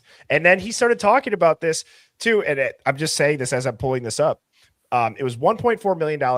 And then it was something he wanted, like maybe a different breakdown of it. It was still 34 grand. And then he drops this little explanation on it. And he's like, so freedom of information, or he said it's an ongoing investigation, and I'm messing up the wording that he said, but he essentially equated it to a missing person is documented as a missing person. It's not a criminal investigation. So why can't you release information on missing people? And it eludes more to the cover up that clearly there's a criminal element involved, because if it was just missing and you don't know, that the astronomical price would not be there, and they wouldn't be gatekeeping all that information. And so, well, yeah. Also, why wouldn't you put out the information? Because you're trying to find a missing person. Exactly. And even cases from like 40 years ago, they won't release. And so here's the unredacted version of this. I think all children's cases, it should be by a parent by parent case. And it should be that if you want that to be out there, you know what I mean, that you can release it. You get what I'm trying to say? Like, I think that the parents should have a say over like their kids, the missing file, 100% agree. And then how do we have checks and balances on that? Because I think the way that you would want to argue that stance is that how do we know that people aren't purposely stealing children, right? So that, and then the cops are actually covering for the people that are stealing the children. Well, so he kind of alludes to that. I would recommend it's episode number 2502 is the episode that he did. Super interesting listen. And he also makes a good point, and then we'll watch this. But it's always people that are by themselves that end up in these crazy spots where most people are going to assume, oh, they must have fallen, or, oh, they must have wandered off and got lost. But he said, put yourself in the position of somebody that is, walking away from the group, whether it's to go to the bathroom, to take a picture. When you're by yourself, you tend to be more cautious. You're not going to go walk along the ledge. And he's like, think of how many people go missing alone versus Mhm. in groups. And he's like, there's something going on out there. And I really enjoyed that episode, actually. Oh yeah, I mean, there's people out there that specifically are praying, like they're preying on. It's the saying of the crime of opportunity. You know Yeah. what I mean? Like that's that element to me.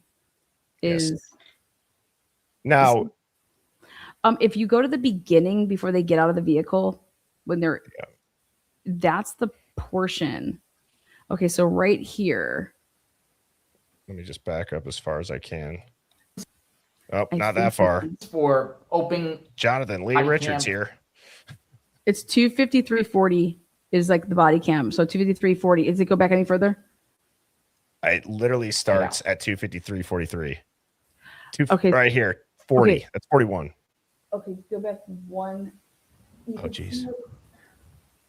with them, and I'm going to share the body cam footage with you now, and then we will discuss. Check it out.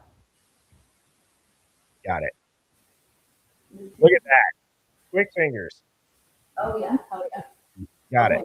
You see right here to the right of that, like over off to the right. Oh, Lynn, I can barely hear you. It sounds like you're in a tunnel. Okay, sorry. Now I'm back. I was so up on the screen to take a look, and so let me pull up the notes here. So, okay, here. You know, if I could send you this one, it might be better. Here, I'm gonna send you.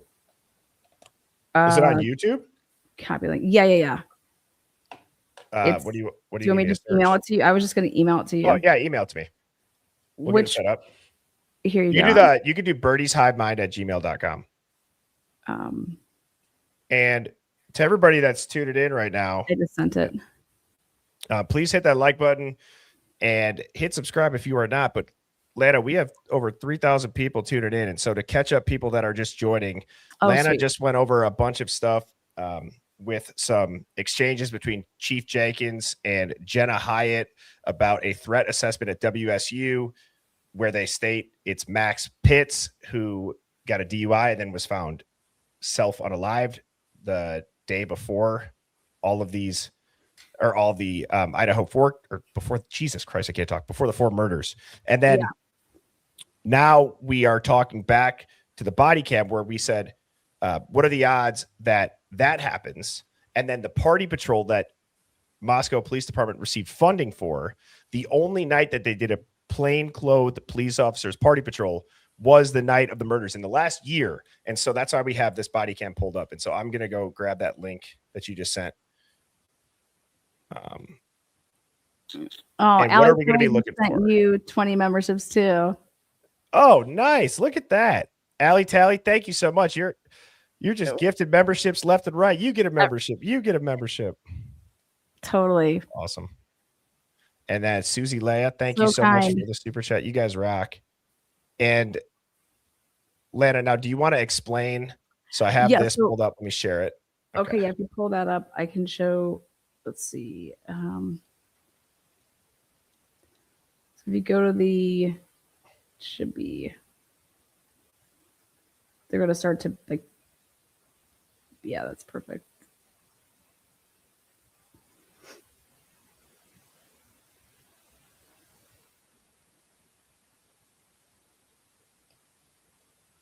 Bottom of a zipper on the left.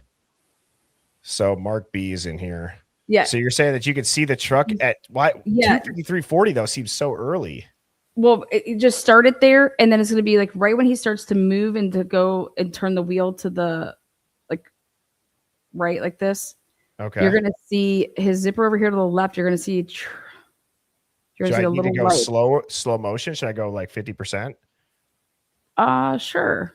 I don't know if that'll help, but Is it? yeah, here we go. Okay, so this is going it. It's going to be to the where? To the left over here. I'm going to show you because it's like driving away because we're able to use Linda Lane camera as well. Okay. So. And so what this vehicle does before this happens is the truck comes in and pulls into the whites. Okay. Is that the taillights that we're seeing, the red light there, or is that the interior dome light? Well, right now we don't see it. You're going to see right when I'll tell you right now look at what's going slow. So it's perfect. Yep. Yeah, you can see the tail lights. Did you see how like that dot was moving away? Yes. That's it over there. And so from the Linda Lane, and we know this, it's from the sound, it does not come up because now we obviously have, what do you call it? 1112. And so that vehicle goes into and is at the whites. Okay. So that's 1 pulling minute and in 2 seconds. Yeah. Like they're about to back out of the whites and do like a 3-point turn back out. Before, if you play the rest of that, you're going to see how they're backing out. Like they're in the whites. So I can visualize this. So you're telling me the cops are backing out, and those taillights came from where? They're pulling in here, or you're pulling out? They're going on Taylor, heading away from campus. Shoot, they're going away from campus. Okay, got it. Now, when we turn this back on, you're saying a minute later we're going to see it? Yeah, no, what I was trying to say, if you back up to where they're driving out of the vehicle, just so you could see, because they back out and now they're going to go. Is that it? Literally right here? Yes. That's it right there. Okay, I missed that the first time and I only saw the red light. So you're telling me, if that you guys look where my cursor is, okay, as soon as I play it, this buffering is going to go away. But look right where my cursor is. You can see it moving. See that? Yep. And you guys are saying that's a white truck. Is it kind of like black? Right. Too, though? No, right there. But I also see white. Yeah, that's where it's at. Wow. Okay. And so Molly, so check this out. Molly we know that she has the white truck, the capabilities to be with people with the white truck. So here you go. Now do the math. If I was to here, can I put something on your screen? Yeah, go for it. Okay, so check out this. Again, Mark B's in chat, right? Yeah, Mark B is in here. Okay, actually, I'm just going to share it right here on the Hector. That way I can use this. Okay, let me get a layout set up for you then. So the question that we're posing to the chat is, why in the world would Molly not grab Xana's 215 DoorDash? And I'm starting to believe that she did grab it. Okay. And are you going to share your screen with the document? I'm going to share it now. Okay, cool. Then what I'm going to do is this. Then when you get that shared, I'll go down into the corner. So because it's not going to, I can't share that camera. I think I'm just going to have to share yours because it pops up on your main feed, correct? Yes, mine? Like I've been watching. Yes. Yeah. Your face disappears when you have to share this, correct? Yeah. So this is. Or wait, is it here? It should just be. Oh, never mind then. Sweet. Nice. Yeah. This is perfect. I got to get one of these. Okay. Yeah. Get a Hector. Hector's great. Hold on. Let me put this underneath this like this. Let me use this. Oh, yeah. You write in all caps too? Oh, yeah. Oh, yeah. I feel like you hit a certain age and you don't need lowercase anymore. Right? Okay. So this is what we all want you to think about is how Molly switches from a white pickup to a Subaru. Okay. Is that we believe that there's just multiple cars because she's doing this with multiple people. That's because she's hanging out. That's what she does. Like we know that she has access to a white truck. There's been a white truck that's been driving around that night. And then, like I said, Molly, there was two phone numbers that were in this geofence that there was of interest. We never find out about the one, and the other one's Molly's, and they're putting a pen trap and trace on it. She doesn't come forward.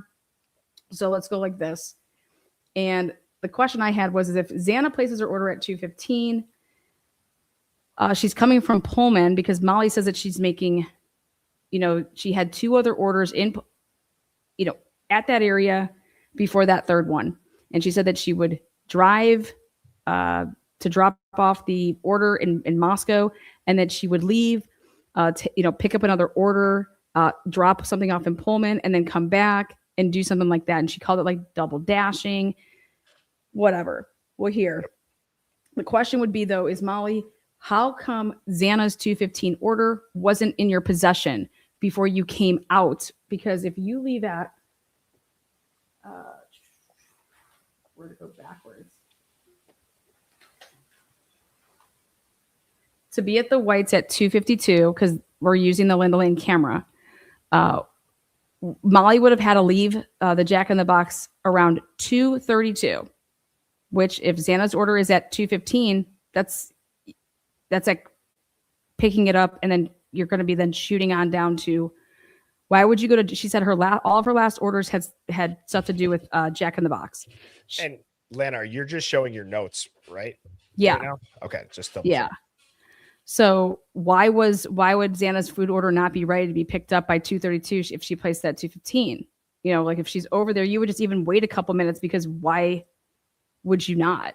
Why would you leave Jack in the Box without Xana's shit, only to then drive to come over here to Moscow, give somebody else an order, then to drive back and go get, Xana's and then come back? Like, you would never do that, right? And that's when I determined that she didn't. We can have it as a theory right now because there's no evidence to suggest that she didn't do this. There's no evidence to suggest what time she picked up the order from Jack in the Box. So that what I'm trying to get at is that she could have picked it up, and actually when she came back, and if she's part of the white truck or even part of her return to Moscow at 2:52, she's in possession of that. What do you call it? She's in possession of Xana's DoorDash. And now I want you to think about then what starts happening at 2:53 a.m. And that's all the phone calls. That's all the phone calls, exactly. It's also, she is claiming that somebody was up in the third all the way up to the top. And if they're saying, hey, there's somebody here, hey, there's somebody here, right? Did Maddie call Bethany and Xana because of the DoorDash? Why would she call them? That makes a lot of sense. But that makes a lot of sense to me. Okay. It also makes a lot of sense too. I've always wondered, and I don't want to derail you, but I've always wondered if someone's here and the whole Dylan story is condensed and just as if it's one consistent, chain of events. And it's not just, she's talking about general memories throughout the night. And does that make sense? Someone's here. Was there a knock? Was there something? And that part gets left out. Well, yeah. And also, like, what are the odds that so you have to remember this. Xana's ordering a DoorDash at 2:15 in the morning. And you're going to sit here and tell me that the girls are all hungry and Xana's supposedly at home, but none of the girls hop on to get a DoorDash order that Xana's going to be ordering as well. Right. Like, you would never do that. Like, if you're living in a house with your roommates and your good friends, like, hey guys, I'm ordering DoorDash. Like, what do you guys all want? That means one of two things would have had to happen is that Xana is not at home when she made this DoorDash order at 2:15, or maybe it wasn't Xana at all. I believe that she wasn't home, possibly, because I think that and the only reason I say this is I would order pizza before I left the bars so that there was pizza at my house when I got home. Yes, exactly. But but think about this though. Why didn't Xana ever call back? Why is there no activity on Xana's phone as her, like, okay, so if Maddie calls her, right? Why didn't she call her back? Why is Xana not calling her back? Well, it could have been either because she got home and saw Maddie, or because of the other reasons that you listed before. Or she's dead. Okay. I like the whole fact of the matter is that I don't need to call you back because I'm calling you, and if then I run into you, and it's like, here these guys said that they have a DoorDash order, whatever. But think about what also happens at this point in time. Hey, we're going to go over here and we're going to stop these people. And so now you have the undercovers that are supposedly doing a stop. Right after talking with the undercovers, it was Molly and her people, right? All of this gathering right here at the Whites. And Molly's over here. What does she do? Well, Molly, with whoever she was with, she leaves if she's going to leave in the white truck, the other people that she's with, they stay. Molly leaves, and then she's coming back because we don't have that Subaru. When she's saying that she's driving and that she makes these loops up there, and she was talking about the fact that each time she had to walk so far. And so she's like, on the third time, I then just drive up there because I didn't want to walk so far. So that's the reason that she actually came into the King Road area, she claims. Because if it's her or not, if it's whatever. But at the end of the day, it doesn't make any sense that Xana's food order wouldn't have been in Molly's possession. Right. Before to come and be there on an earlier order. And it's like, I think that it was, and all you're doing is you're just not hitting the button and saying that it was dropped off yet, because it's like here. And it's like, if this is how these people actually do their drug shit, I'm just throwing this out there as far as like criminals get smart with stuff. Hey, this is how we do stuff so we don't get caught. And we can say that we're on a DoorDash delivery, you know? I like the way that you explained too, how you picked up on how Molly said, I got sick of walking up there. Yeah. So, and that means, what else could it mean other than? You're coming into where the whites are and you're using those steps and you're walking all over. Yeah. Walking up. And instead she kept talking about that there was a party going on. She keeps talking about how loud it is. Dude, it's not loud back here where the house is.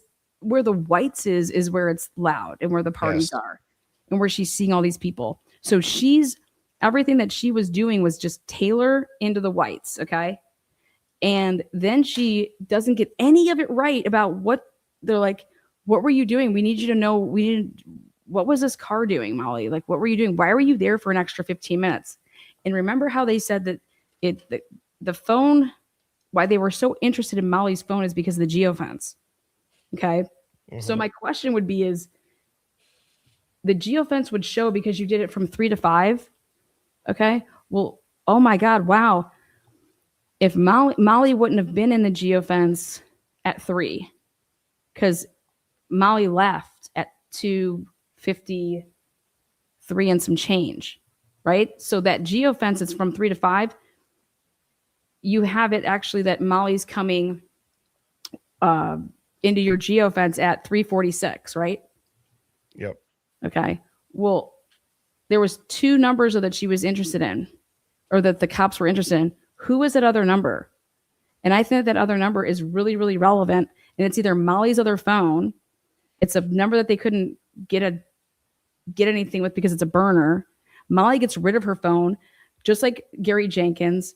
Molly would be, hey, we're going to hit up these type of people, ask them, hey, what's going on? Have you talked to anybody? Have you seen anything? Like, Molly would be communicating with them, meaning the undercovers, because she's like their same thing with Eric Gower. And then I said to myself, why was Eric Gower going home and waiting to get calls to then come back out, versus if you're being out because you're taking all these rides, is it your normal pattern to go home? Because I know that I'd be like, you're not going to open up this door every freaking 40 minutes. Like, what are you doing? Like, the baby's going to wake up. You know, his wife would have been like, it was the first thing that I said one of the first things that I said when we watched that is, why would he stop home in between? And then my thought was, well, maybe there's not that many requests for the rides, but then you go back to, he's one of the only and the most popular driver. It seems most students know him. Some don't even use the app. They just text him, as we know that the girls did in that house. So, and he's giving out free, and we now know that he's 1000% after the Jack interview. He's giving out free rides. Right. You're giving out free rides. And why? That's really interesting. And it's also weird too. I've always thought this is strange. And I'm going to go back to the beginning interview with the Goncalves family. Why did they make it such a point to say private driver, not Uber driver? Well, because you ever thought about that? Yeah, because she didn't use the app. And that's why they couldn't say Uber. Maybe is that because illegal? there's going to be no Uber records. Yes, it's a private driver. Yep. But I will say this, as far as that goes, they were just trying to be like, okay, it was considered a private driver. But how about this? Why was his app off, but the Lyft app wasn't? Because my next question is how did he get these calls to go pick people up? Remember how when he did his interview, he said, I only made, after I dropped them off, I was not back in that area. Then that completely changes to, then he talks about it a little bit. And then it's like, oh wait, then I came home and actually went back out. You know, like you just interviewed. And like, this is how I look at it. Blaker knows who he is, but for whatever reason, the reason that Van Leuven ever interviewed him again is because Jack Decor put him on a list and said, this is somebody that I think that you should talk to. Like, I think something's up. Like, in just a way that, like, he's just, why is he giving girls free rides? Like, it's just really weird, whatever. Blaker was the one that did his first, and it was just like a 10-minute, like, so ridiculous. And then Van Leuven, he gets all this new information, and he's not asking him questions. Like, there should have been a follow-up after that. Like, why are you leaving and coming home, leaving and coming home? Like, were you getting text messages here? How did you know that you needed to go out? Who was texting you? And I just want to know if it was undercovers. Well, that's what I was going to ask you. What do you personally, or how do you personally feel about the free ride dynamic? Do you think that's do you think it's suspicious, or do you think that it's just sketchy from the standpoint of a married dude with a kid at home is doing that? No, I think that he was getting paid from the university. I think that he's freaking, I mean, he plays Santa Claus, right? Okay. He played Santa Claus. I think he was coming across as trying to be like, I think he's a CI. I mean, I think he's definitely a CI. I think that I don't know if they want to use the word CI, whatever, but he's definitely communicating and acting like to these girls that he could be trusted. Don't you think if you were a cop, who would know more gossip than anybody else other than like someone that's picking up and dropping off people? Yes. Well, and the cab drivers, right? Even back in the day for when they were trying to infiltrate the mob and the mafia. Yeah. The cab drivers were some of the people that they would go after and try to get in, or their drivers rather, right? They're drivers, not necessarily cab drivers. And I asked that question before about, do you think it's suspicious, or do you think it's just sketchy that a married guy's doing that with a wife? I think he was working. I think that makes sense. Not getting paid from Uber and not getting paid through. He's giving these free rides because he's gaining the trust of these girls. His number was passed around for like years before, right? Well, guess what? When you get in trouble from doing something, guess what the cops make you do? Either you're going to do this for us, okay, or we're popping you for X, Y, and Z. You get what I mean? Yes. So for me, it's like, and then why would you ever, if you're the police department, he was just literally involved in this huge case. Why is he playing Santa Claus? Even if he's not involved, he's clear. Oh my God, here, look at, we have his, people think because of their ring, it matters. Dude could have left out the back of the house and got in someone's car. Okay, whatever. Why would MPD not say to themselves, this is a huge conflict of interest. We cannot have Eric Gower playing Santa for the kids on December 22nd. When we just had him down here, not even 20 days ago, sniffing out his fucking car. And he's over here, the last ones to see the victims. We don't know what's going on yet. Like, they didn't take his DNA and go test it against anything. What do you make of the question when they asked him, did you see them go inside? Because then you start to listen to the audio on Linda Lane, right? Right when the girls get home and you start hearing the screaming, right? You hear a bunch of stuff. 227 one? Well, I'm saying even right when they get dropped off at 156, right? They asked Eric Gower, did you see the girls go inside? And he said he didn't. Right. And he said, I'm pretty sure, something like that. But I find that question more telling on what the cops think could have also happened as they're walking in. Well, you know what he says that it should blow it out of the water is he says that there was a tan, or like not a tan, but a silver sedan that was off to the left when he's coming up there to pull in, like to the driveway. And it's like, so you're basically sitting here trying to say that the undercover car was over there, but that was at 150, let's just say 7. We don't have, if that's fact, right? That means that vehicle doesn't leave until 420 when it's speeding away, because that's the only way that could be that car. and we were able to pinpoint it down that what vehicle. And I'm over here thinking it got there before midnight. It's been parked there since midnight. And I think that what makes sense is that if, what's his name? If these two dudes, Jacob Tisdall and Rosie, just because they're in one car together doesn't mean that they showed up to work this plainclothes operation, okay, together. And that's why Ann Taylor, I think, was wanting all the information on what the personal cars were. And because I think something was up with that. But if somebody just parked their car up to the left like that, and it stuck out to a couple different people. Yeah. Well, I want to ask you this, and also I want to ask the chat this. With what we went over this evening, talking about the plainclothes police officers in the detail, that being the only night that they did that within the last year, with Molly being informant, and with Molly showing up, and the sketchiness with everything that you showed with, does she have Xana's DoorDash with her? And then now we bring in Eric Gower, and we bring in what Jack is saying about all of them and putting him on a list. Do you guys think that this was... And all the lies of the roommates. And all the lies of the roommates. Do you think that this... And their phone stopping at 2:53 and never making another phone call again? Right. There's all of those... that window that I talked about, right? 2:45 to 4:30. Then you have Curtis Whitman, who's checking out at 4:30 or getting off work at 4:30. I want to know... Go ahead.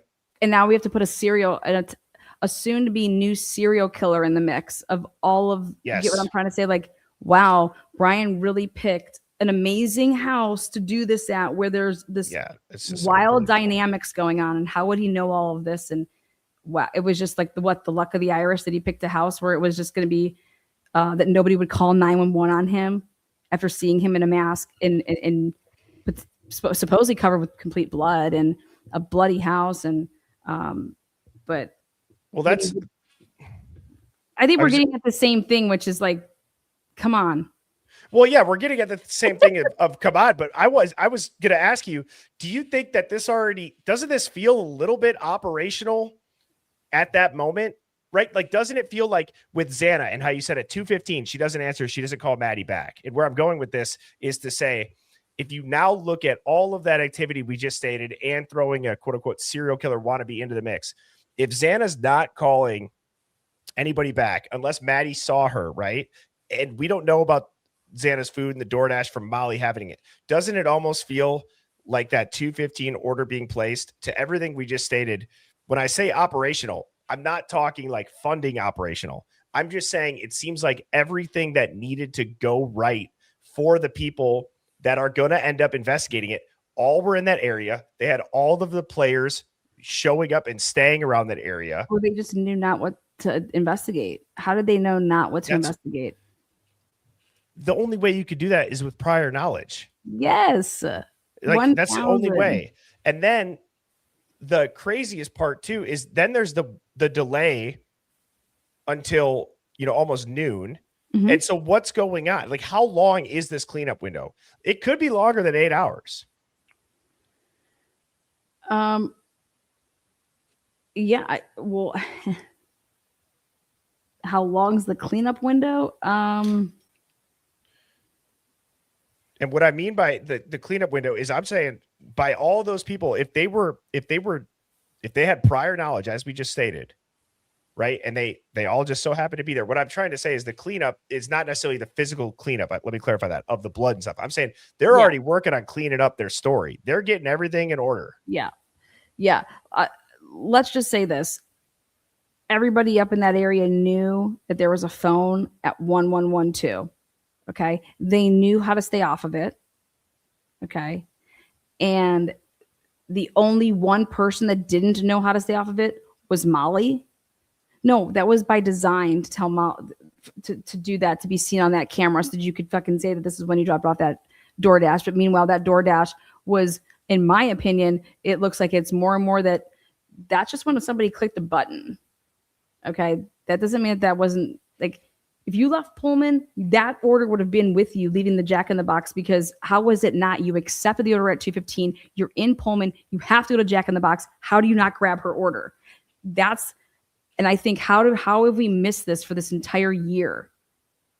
How have we missed that aspect of it? And so what I believe is that there is no way that Molly leaves and doesn't have the what do you call it?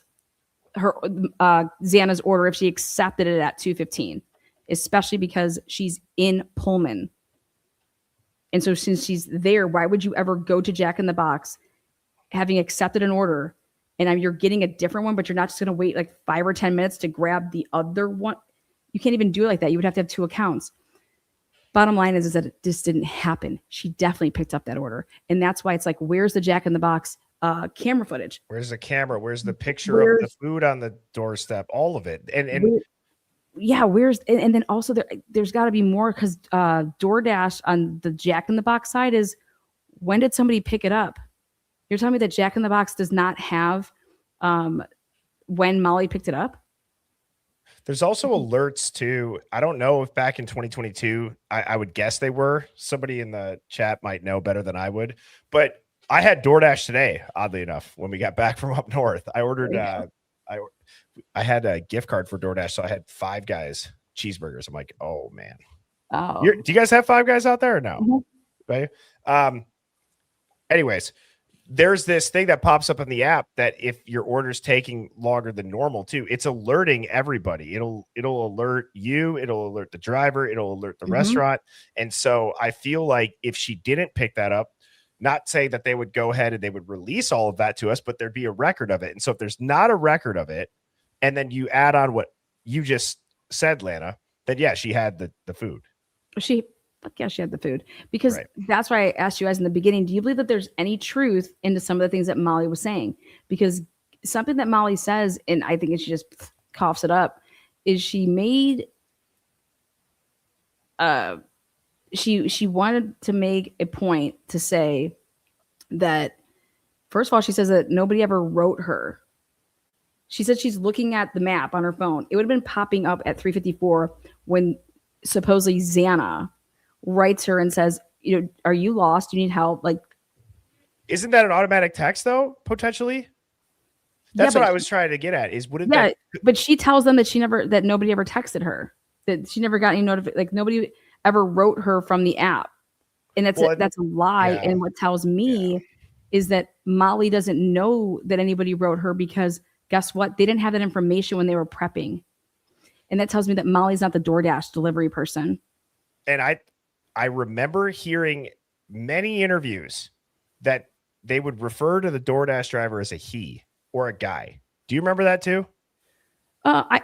Just to add to. Well, JLR said that it was a girl and that she had, black hair. And the person that I think JLR's sources is pretty solid, because I think it came from the family, one of the family members.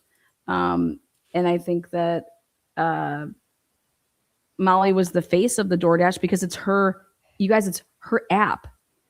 It's her app. That's why it's like, you were working 18 hours. The hell you were your app was working 18 hours, because there's multiple people involved in this, because this is what you guys either do for a living and you're really doing it, but you're using multiple devices because you're having multiple accounts, because that's how you're trying to maximize your money, or you're using it as cover. Can we switch topics slightly with using stuff as cover? Because I agree with the DoorDash thing. And the most frustrating thing about the DoorDash thing to me is that all of this phone information in general with this case, release the phone records, release the data. Yeah. We would not have any of these questions. So they're hiding it because one of two things.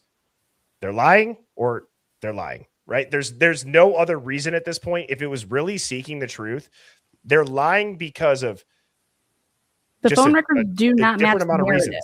The phone, exactly. You understand that I've tried to ask every single person that has been involved in this case that I've talked to, as far as like sources, okay, to say what in the phone records supports the narrative, because not a single person's phone. In every other case out there, guys, everybody's phones are being used for time of the crime. Like, your phone doesn't move anymore. This happens. In this case, the phones of all of these victims were not used. Right. This is the only case that I can literally think of that this is ever and you guys have to understand why. It's because it doesn't support it. And so that means the digital evidence is not so indicative of what the narrative is here. I agree with that. And what I was going to say would be, if I asked if you're okay with us switching topics, Yeah. it was going to segue off this, but look at now the Bandfield, right? So we had showed that Bandfield stop. You had just brought up Molly. You said you saw the truck.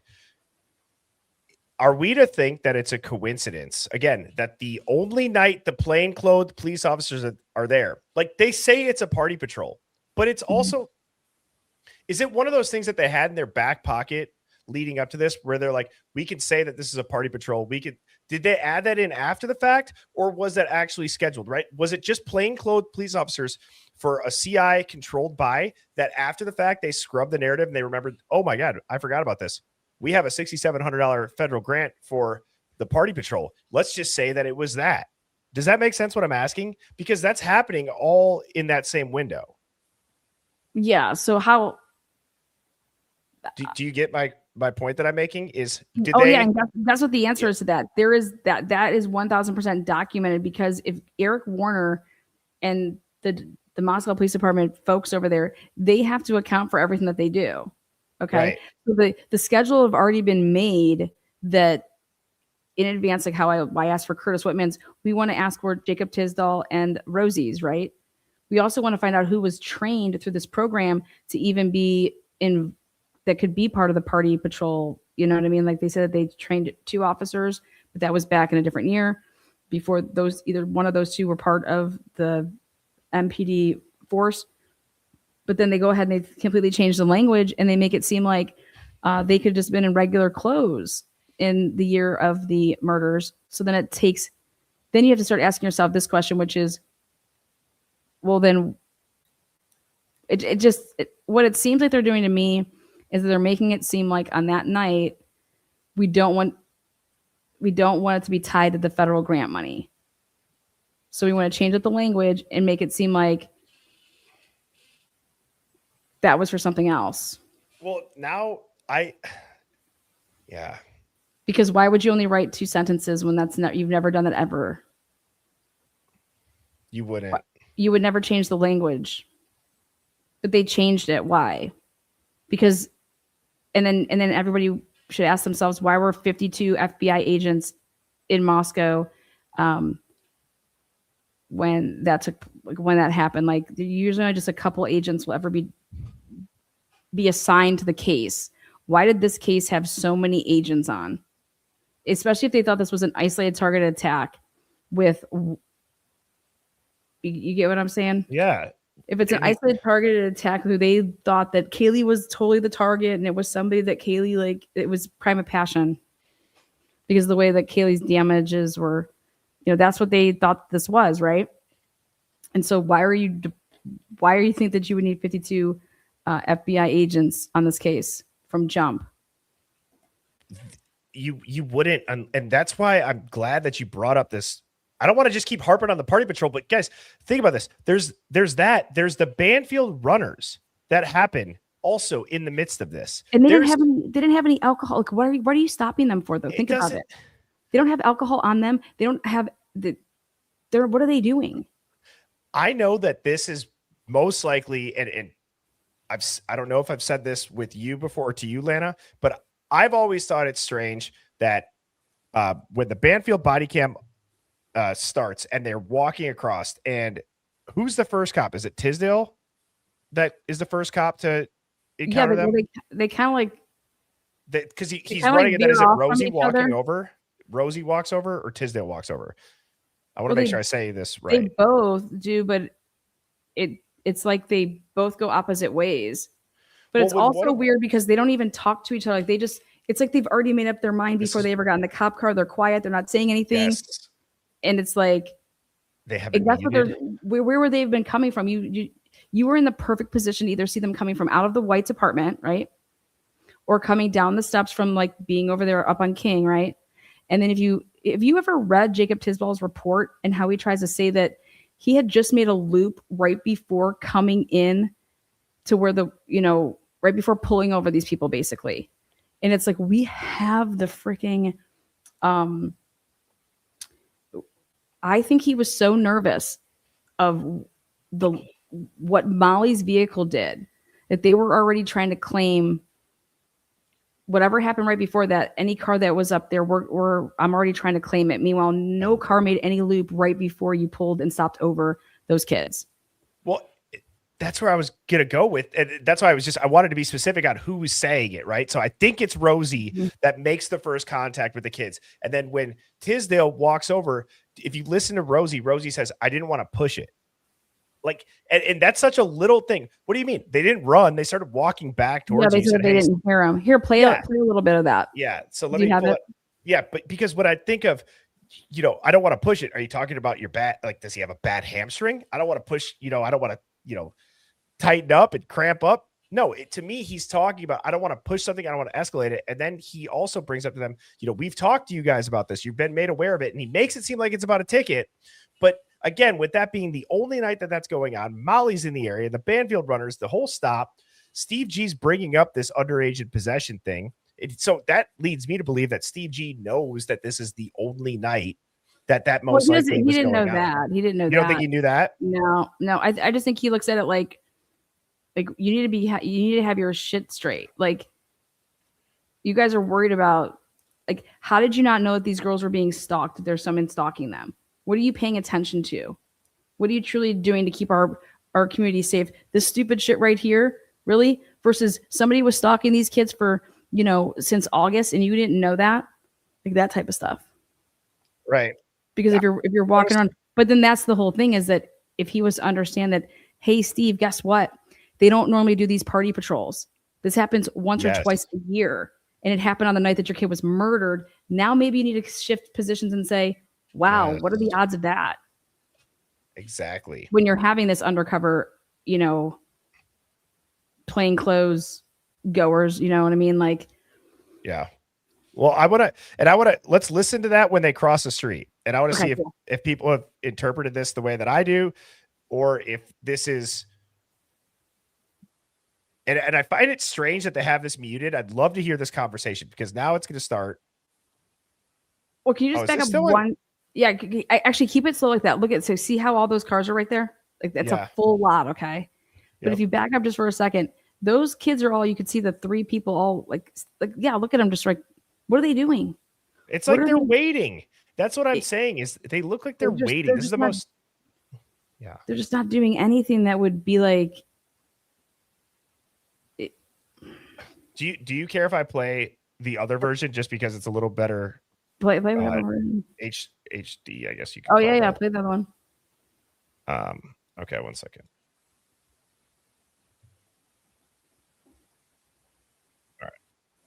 All right. So interacted with them, and I'm going to share the body now, and then we will discuss. Check it out, JLR. So again, to me, this says, like, I don't, it seems they're not even facing the Bandfield, right? So they see this car. Do they look over and then do they see the kids standing there? I'm trying to figure out too. Well, do you see how he has his window rolled down a little bit? It's like he just spoke to somebody. Number one, he's got his window like that. It just looks so different. Then, like, why would anybody have to move like this? He's like, okay, I'll let you out first. You see how he gets out, and then I'm going to park it. So Rosie goes. Hey guys, and now look too. So when you said they're not moving right here. I know JLR's got this gigantic text in the middle of the screen, but you can see right next to the R here. If you look at my cursor, it seems like they're stationary. And then as soon as the door opens, do you know what I'm saying? As soon as the door opens, they're walking away. It seems a little bit too coordinated now, because they don't even know that it's an undercover cop. They think it's a fake person too. Remember? Well, that's what they say. Right. Well, that's what they say. But when does he say, hey guys, stop, Moscow PD? We can't hear it if he's saying it right now out the window. Oh yeah, he doesn't say that. Right. Go ahead and play that. Yeah. So it's still muted. Look at black gloves, flashlight. Now they're probably 10 yards down the road. Here we go. Hey guys, Moscow PD. Right there. Come over here, talk to me. Moscow PD. Hey, is that beer? Is that beer in your hand? Come from? Yeah, I'm 21. You got your ID on you? I don't. Okay. I'll take it back to my apartment if you need. Okay. Sorry. Huh? No, they just took off. I told them to stop, but I'm not going to push it. See, Because he has no probable cause. There's nothing to push. do you Why think are that that's what he's referring to? Is this actually stopping Yeah, them? like I'm not gonna push it. Like I'm not gonna go like they didn't want to stop. Like there's like I would if I was those guys, I would have never talked to them. Like why I have nothing to say. Yeah. You Okay, get what so I'm I can saying? see that. I can see that being like probable There's no cause. he has being- no probable cause. Like what do they do? What's the reasonable suspicion to even talk to them? They don't have open containers out. That's why it matters what you're using this for. But it's If still it's- weird then he would lead with Moscow PD. Well, yeah, I mean he is. So they're doing their plain clothes operate like it's just they're still the Moscow Police Department using their funds to do this plain clothes operation, which is for them to be able to I'm guessing here they have to claim why they think that this is going to help the community. And it's because people don't want to get hit with these tickets that are like $400 some. Like that's going to deter them from wanting to go drink and like do the stuff. That's what they're going to write in this stupid thing. But it's like, Yeah. okay, well, you had them do no sobriety test in. They just admit to it. They're like, yeah, how many beers? A couple beers. It's the most Well, weird. they ask them if they're underage or not, right? Isn't that how they start it? Yeah, let's listen. Yeah, you got your ID on you? I don't. Okay. I'm going to grab your info just because you got beer and you're walking around with It it. just No, has- it's closed. Okay. it's not an open container. It's nothing. Right. This kid's 21 years old. He's allowed to have a beer that's not open. Like, what are you Doesn't doing? have his ID though. But You know he's what I like, mean? he's saying, he's like, I'm 21. I can give you my name and whatever, or you can come right to my apartment First name? Saeed. and get it. Like, I don't have it on me. Middle initial? I don't have one. Okay. So this is what he's doing. And it's like, he didn't mean to stop this guy though. You know what I'm trying to say? Like he was going for those other kids. He just happens to turn around. He's like, oh, do you have like, No, in general. I do have one, yeah. Right. I agree. He comes out of nowhere I'm just going to check if everything's good. because you don't see him till he's in the frame. You know what I'm saying? Like you don't see Saeed until he is correct. Yeah. getting talked to. But it's just enough for me to stop, check, make sure you're 21, walking around here in public. So Yeah. I want to know too. They don't ask the other guys. Like I know that they all say, "Oh, they forgot their ID." I gotta take off here. Do you know what I mean? I will say, Well, you want me to tell you something? You want to hear about a funny stat? They're What's that? saying that over the course of doing this, 2 different patrols, meaning 2 different times, one of the years they made 118 contacts. Okay, that would mean like 118 different people. Okay, and you're not just talking about Rosie and Tisdale. You're talking about in general. Well, I'm talking about two officers Okay. doing this twice a year for like let's say 6 to 8 hours. Let's say 8 hours each Okay. time, 16 hours worth. How many people? So when I asked for the body worn cameras of these 2 officers for every stop that they made, right?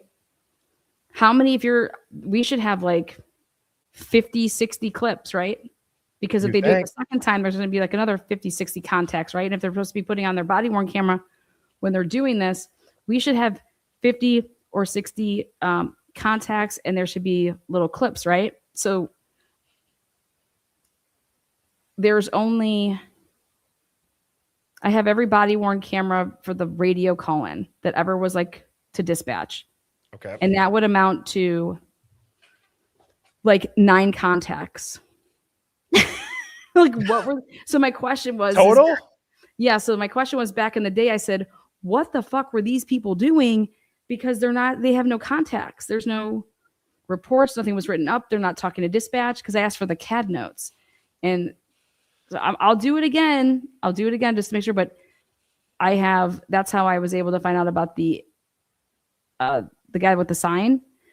Earlier in the night, there was a guy and girl walking each other home. They pulled them over it was like 11 or 10:30 or something. And then it goes, was there another one at 1? And then it goes to this one. And then it goes to the sign. And that's it. Okay. I want to watch this again. Now oh shoot. I need to pull up your video you just sent me, Lana. And then after this, I'm curious to see what you think because this is a good point by Keith A.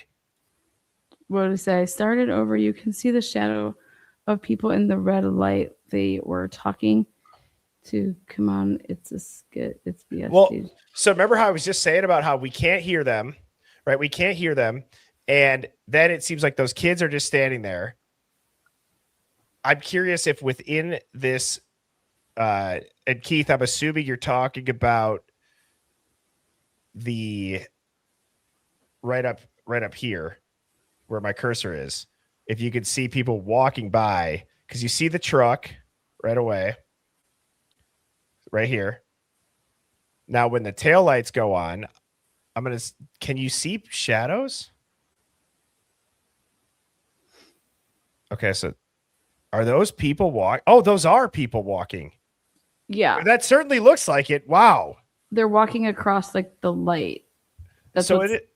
Yes, so that's the first time that I'm noticing the truck. And I did not pick up on, yes, that does look like people passing in front of, not here. It looks like people passing in front of the red light. So when it glows brighter here, right there, that looks like one. Yeah. That looks like two. So it means they're on the left side of the car. Yes. And you could, well, that kind of looked like what? Do you have That's 111? Do you have 1112 available at Yeah, I can pull it up. at 250, like 252? Yeah. Yep, let me pull it up.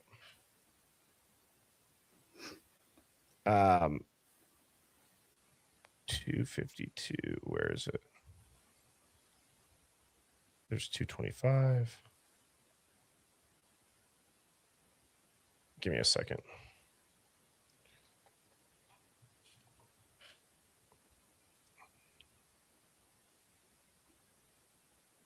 $250. Where the heck is it? All right, here we go. 250. Yeah, 252.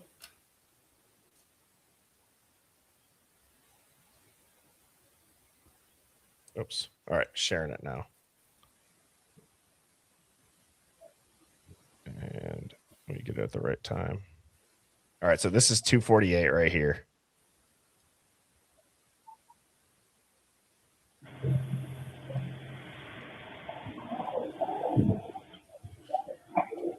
What are we looking for? I just want to hear some noises. Okay. All right, 248 right now. And then the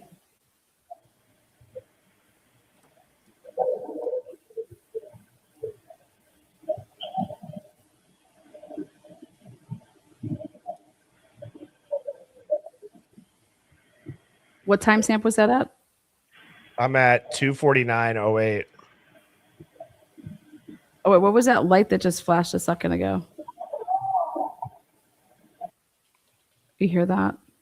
Yeah. Where did you see the light? I went back 15 seconds. Okay, good. It should be right above the white car that's in front of us across the street. Right here. To the left. Oh, this one? Yeah, that white, like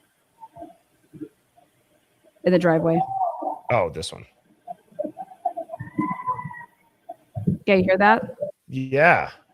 Okay, so press pause. So during this time frame this is what Molly's talking about, in my opinion, when she's talking about that everyone was like screaming and yelling and stuff like that.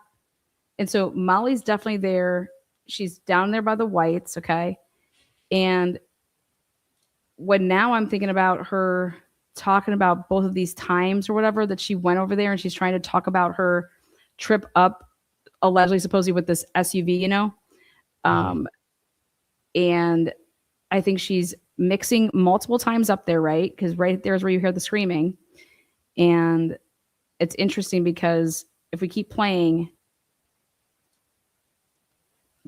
the white truck, has it arrived yet? What timestamp did you say this was at?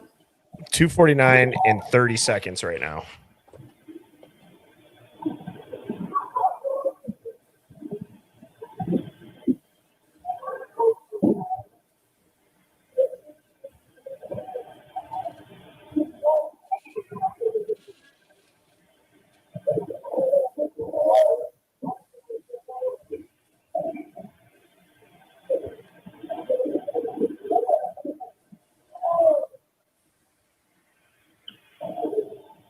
This is all time during the phone calls.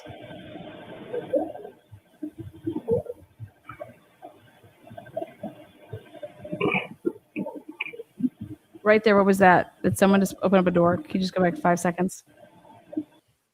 Or whatever it does, 15. Bubbly just asked me if I'm a Bandfield runner's virgin. What does that mean? And thank you, Bubbly, for the congratulations. Bubbly, woo, baby. Lana, I think I told you, right? Mrs. Birdie and I, we're going to have a baby in November. We'd be a girl dad. Girl dad? Oh, yeah. Oh, hold on. Oh, that's fucking awesome. Yeah. No, I mean, I super didn't excited. know that you knew that it was going to be a girl either. Oh, yeah. And then I got another one. Somebody bought me another one of these. Girl dad. Yes. Yeah. So we're super excited. Badass dad. Yes. Okay. So I went back. You said you want to see where the people are walking out of the house. Well, yeah, is this the time? What timestamp is this at? 2:50 and 5 seconds. Okay, 2:50 and 5. Yeah, see, this is to me, shit's poppy. Okay. This is.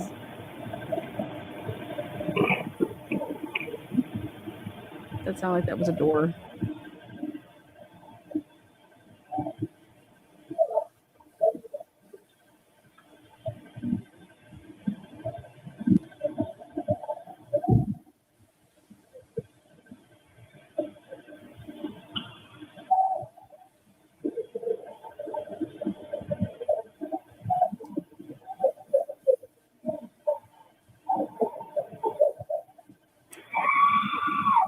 Right there. That's just insane, dude. Like, I know I've heard this. What's We've the listened timestamp though? What's the timestamp?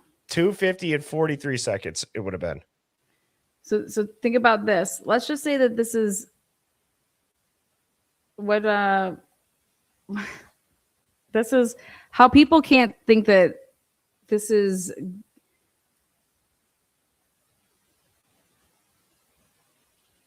you have. Do you understand that type of a scream? You have the undercovers there that are sitting in the whites. Yeah. I'm going to do something here that's going to put them both on the same thing. Do you ever use ViewSync? And thank you to who just gave me this idea. This site is awesome. It's called viewsync.net, and it's a super easy site. And then it generates a link where then it puts two videos side by side and it syncs them up. Okay. So like we can watch the timestamps. So I'll go to 2:50 for both of them. Okay. So right now we're at this starts at 2:53 thing. So we're not gonna be able to see it until 2:53 where it's all synced up. 2:53. That's the earliest at the. Okay. Yeah. Play it at 2:53. Let's see something. Okay. Let me just make sure that so that's 2:32. Sorry. I'm going to stop it. So 2:32, 2:42, 2:53, 2:52, 32, 2:53. All right. And then this is going to start at 2:53. That's at 2:53:40. That's right. That's the earliest that it starts. Oh, that's right. Yep. Okay, so but that's okay though. Let's. I'm gonna get it in 3, 2, 1. Okay, so now this is gonna be perfectly synced up. Okay. And I will then put this full screen. And so now, guys, just so everybody knows, we're watching the 1112 light bulb cam on the right, and then on the left we have the body cam of the Bandfield stop. You're gonna hear both audios. It's just the left side Bandfield is muted at this point. So this will play both of the audios, and they're both starting at 2 a.m. or 2:53 in the morning in 40 seconds.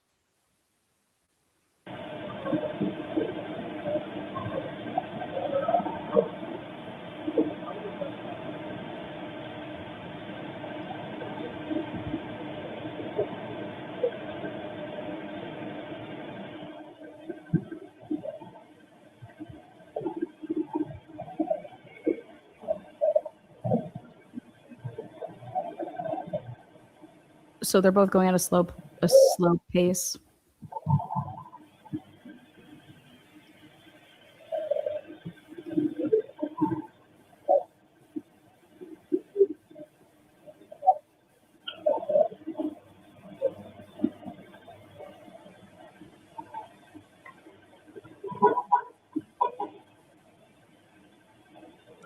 Well, that's a little bit interesting too. That the honks aren't that timed up.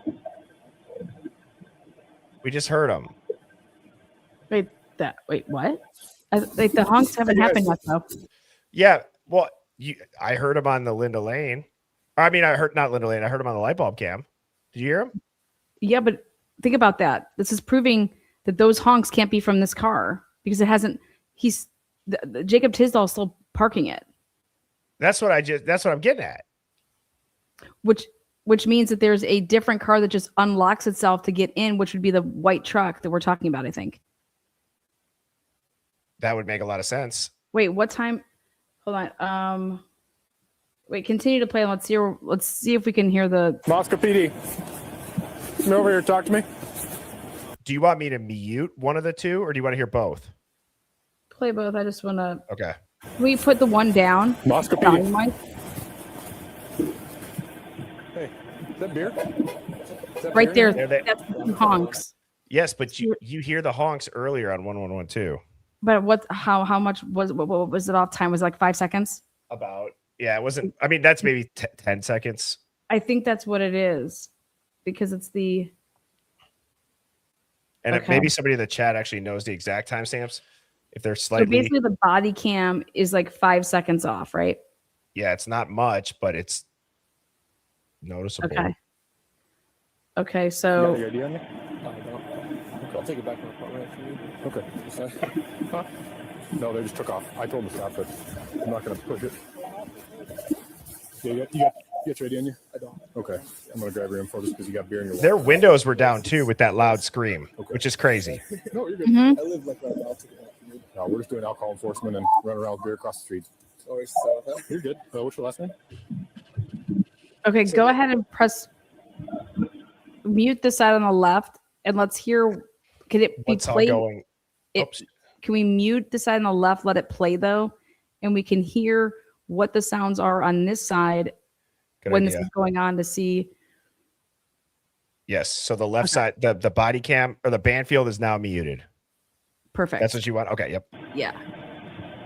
That's a good idea. Because let's see what they all can't hear.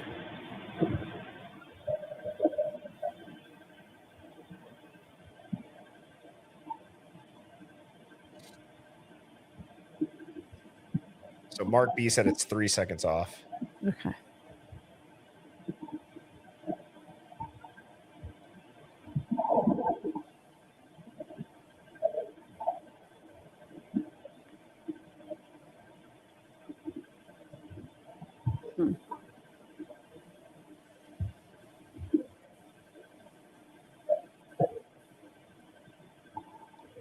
It's so weird with it muted.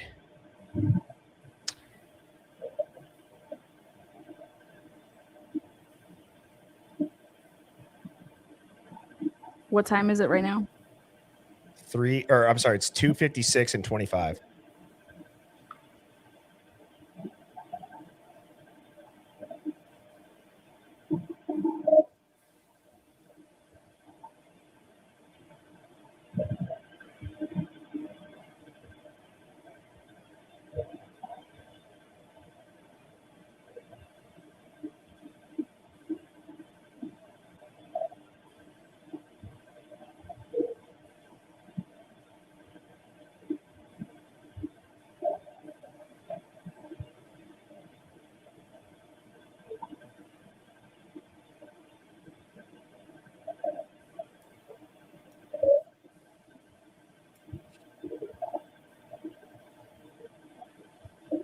That's a good point, Toes.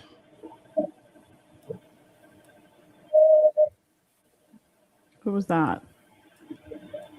I don't know. Again, this is only the 112 light bulb. Get off me.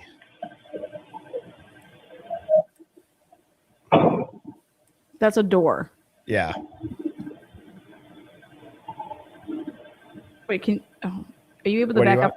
Are you able to back up 5 seconds so we can hear that one more time with that door? Yeah.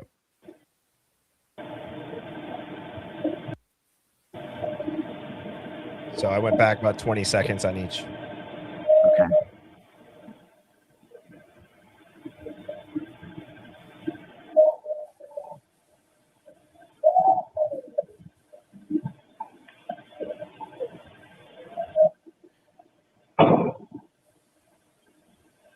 It sounds like a tailgate, maybe.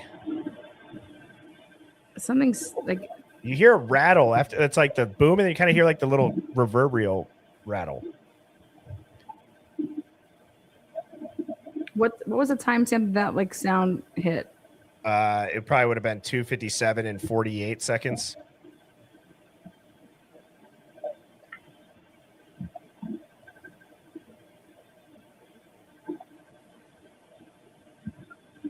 You know, Lana, if we do this again, what we should do is we should get, because I'll have to prep it before the live. Yeah, we can do that. I can get all four. I can get the Linda Lane car park. I can get the Linda Lane dumpster. I can get the 1112, and I can get the Bandfield body cam. I know there's a couple videos out there that do it, but what I like about ViewSync is exactly what we're doing now. You can mute one of the audios. Yeah. Is there okay, so the one on okay, yeah, that wouldn't work. What are you thinking?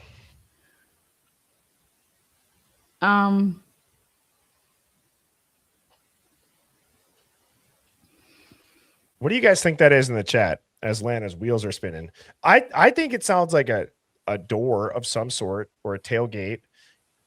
With headphones on, I feel like I hear like a reverberal rattle after it closes a little bit, almost like a license plate plastic cover. Does that make sense? Like the tailgate would go up and then almost like the plastic cover like hits the bumper a couple times. Some people are saying dumpster, trunk. Dumpster like slamming down, yeah. Probably said maybe even a pew pew shot. I think that the dumpster slamming down might be.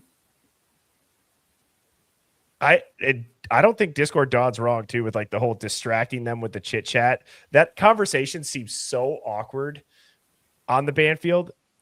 And so that goes back to prior knowledge with Tisdale and Rosie. Are they distracting these guys that now they're, kind of shaking in their boots about, I'm going to get an underage. They're not listening to the surrounding noises. So are you able to just pull up? I want you guys to hear 3 minutes of Molly McMichael telling Payne in the beginning about this whole DoorDash situation where I feel like she's trying to get in front of something. It's almost like she also talks about the fact that her boyfriend has hit her locations, and I feel like she's trying to get into in front of the fact of like if his phone's going to have like her locations on it. It's very interesting. What's the timestamp? Oh, it's right in the beginning. It's like within, I think it's like 4 minutes. 4 minutes in? Yeah, like it's right after they sit down. It's right in the beginning. Okay. To the apartment complex next to it, the Burke apartment complex one was. Should I go back a bit? I'm 2 minutes in. Go back, go back to like maybe the 2 minute mark. All right. Hi, baby. Hi. You're pretty cute, man. He's 2.5 pounds. Yeah, it goes right after this. I'm sorry. I mean, Molly's like the lap dog with Molly too is just unbelievable. Yeah, she's woes me. Everything's fucking woes me, man. That's great. If someone's gonna die, Molly's gonna be there. Like it's like we were saying something. It was like what is it when that person appears right before death? It's like, dude, you cannot hang out with Molly, man. You need to run. Molly is checking every box on exactly what you'd expect to see. Like just dude, it's like if she shows up on like past 10 p.m., you need to run. It's like I don't even know what beetle. I mean, it's bad news, man. It's bad. Like right, she's like seeing a black cat after midnight or something. It's bad.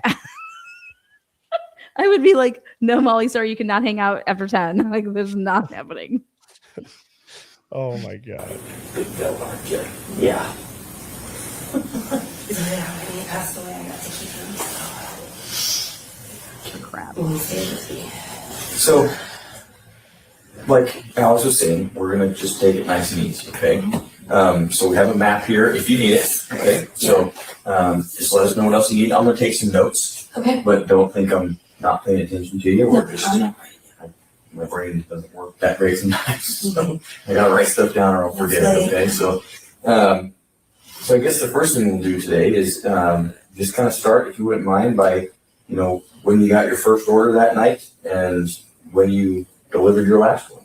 I mean, as far as that night went, I think I worked a total of like 18 hours that night. So I mean, but to focus on here, I mean, the 3 calls that I got from there were all relatively around the same time. There was 2 calls to the apartment complex next to it, the brick apartment complex. One was Here. Okay, right there. Go ahead, stop. So this is when I realized, okay, she may have delivered to the Queen Road apartments, but she parked in the whites and she had to walk that distance. That's why she says the next time I went up there, I didn't, like, I drove back because I wasn't going to be walking forever is how she says it. But if you take the Linda Lane cameras and we're able to eliminate, in order for Molly to be any of these cars that even came into the area, we're able to eliminate things. And so we're able to put her into only certain cars. And that's where we got on this whole thing that Molly was in multiple vehicles. It makes a lot of sense. And what I really like about that, like thinking through that, is it could answer a lot of the questions surrounding vehicles in general that we see and why maybe they're not suspicious or they are suspicious, why they're only looking for certain types. The thing though is, does she say anything? I mean, I've listened to this interview maybe 1.5 times. Does she say anything that you can remember about? Yeah, she's about to say it right. Yeah, so she just said like those 3 calls were like basically back to back when she came to the area. And she's saying the first 2 times I delivered to the brick building, but we know for a fact that she didn't drive back to the brick building because her car does not come on 1112. So we can eliminate that she did go there, but that's not where she drove though, was into the whites. She's coming up this way. She's pulling in, she's parking, and she's probably taking these stairs up. Correct. Or, I mean, that's the only steps, right? Is there stairs here?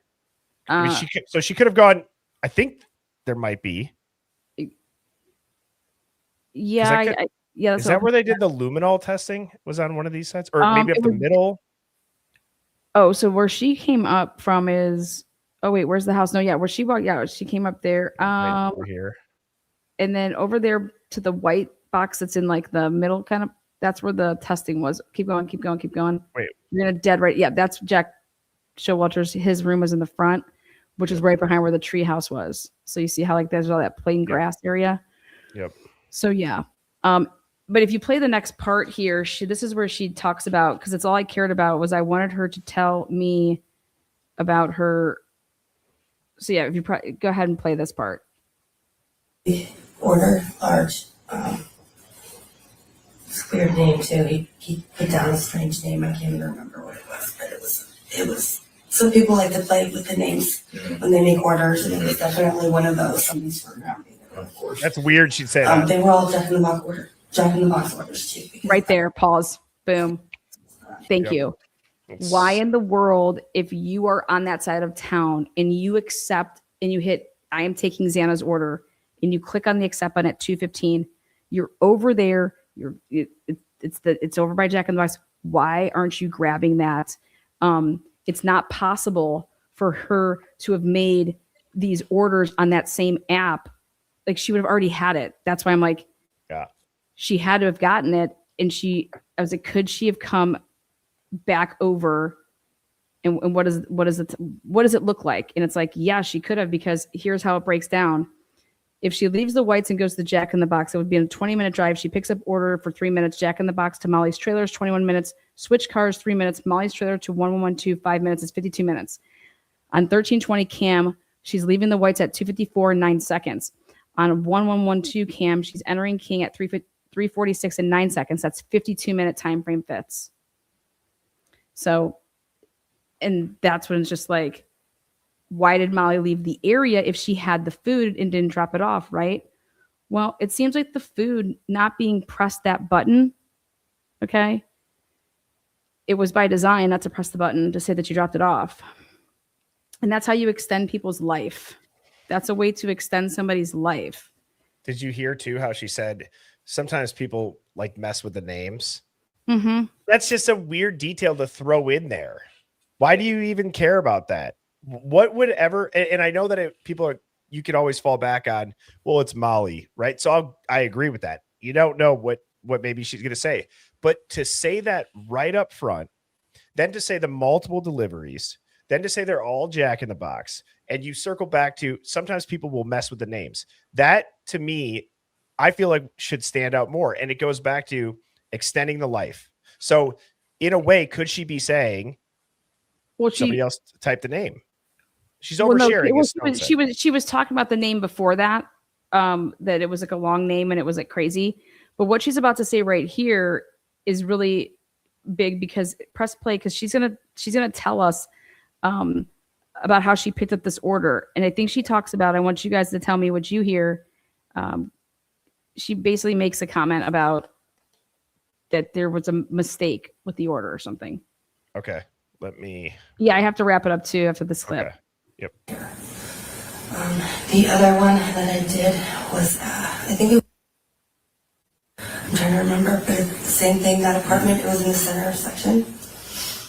By the time I got to that, the one that we're here for, it was my last last call for that night, or for that pretty much evening. In fact, when I got back from to Jack in the Box that night, they thought I wasn't coming back and had thrown away the orders. So I had to remake my orders so I could deliver them because I didn't. Wow.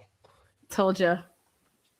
Oh, that's where we should leave the cliffhanger right there. Yeah. That's what she's getting in front of, because it doesn't make any sense that she's basically admitting and trying to make it seem like she had to pick up Xana's order a second different time because they had to remake it. And I'm like, no, that's not possible because your ass was out there. This is all a lie. And that's right there what she's getting in front of. And it proves exactly what we've been saying, which is that she actually had the food with her when she was there at 2:52.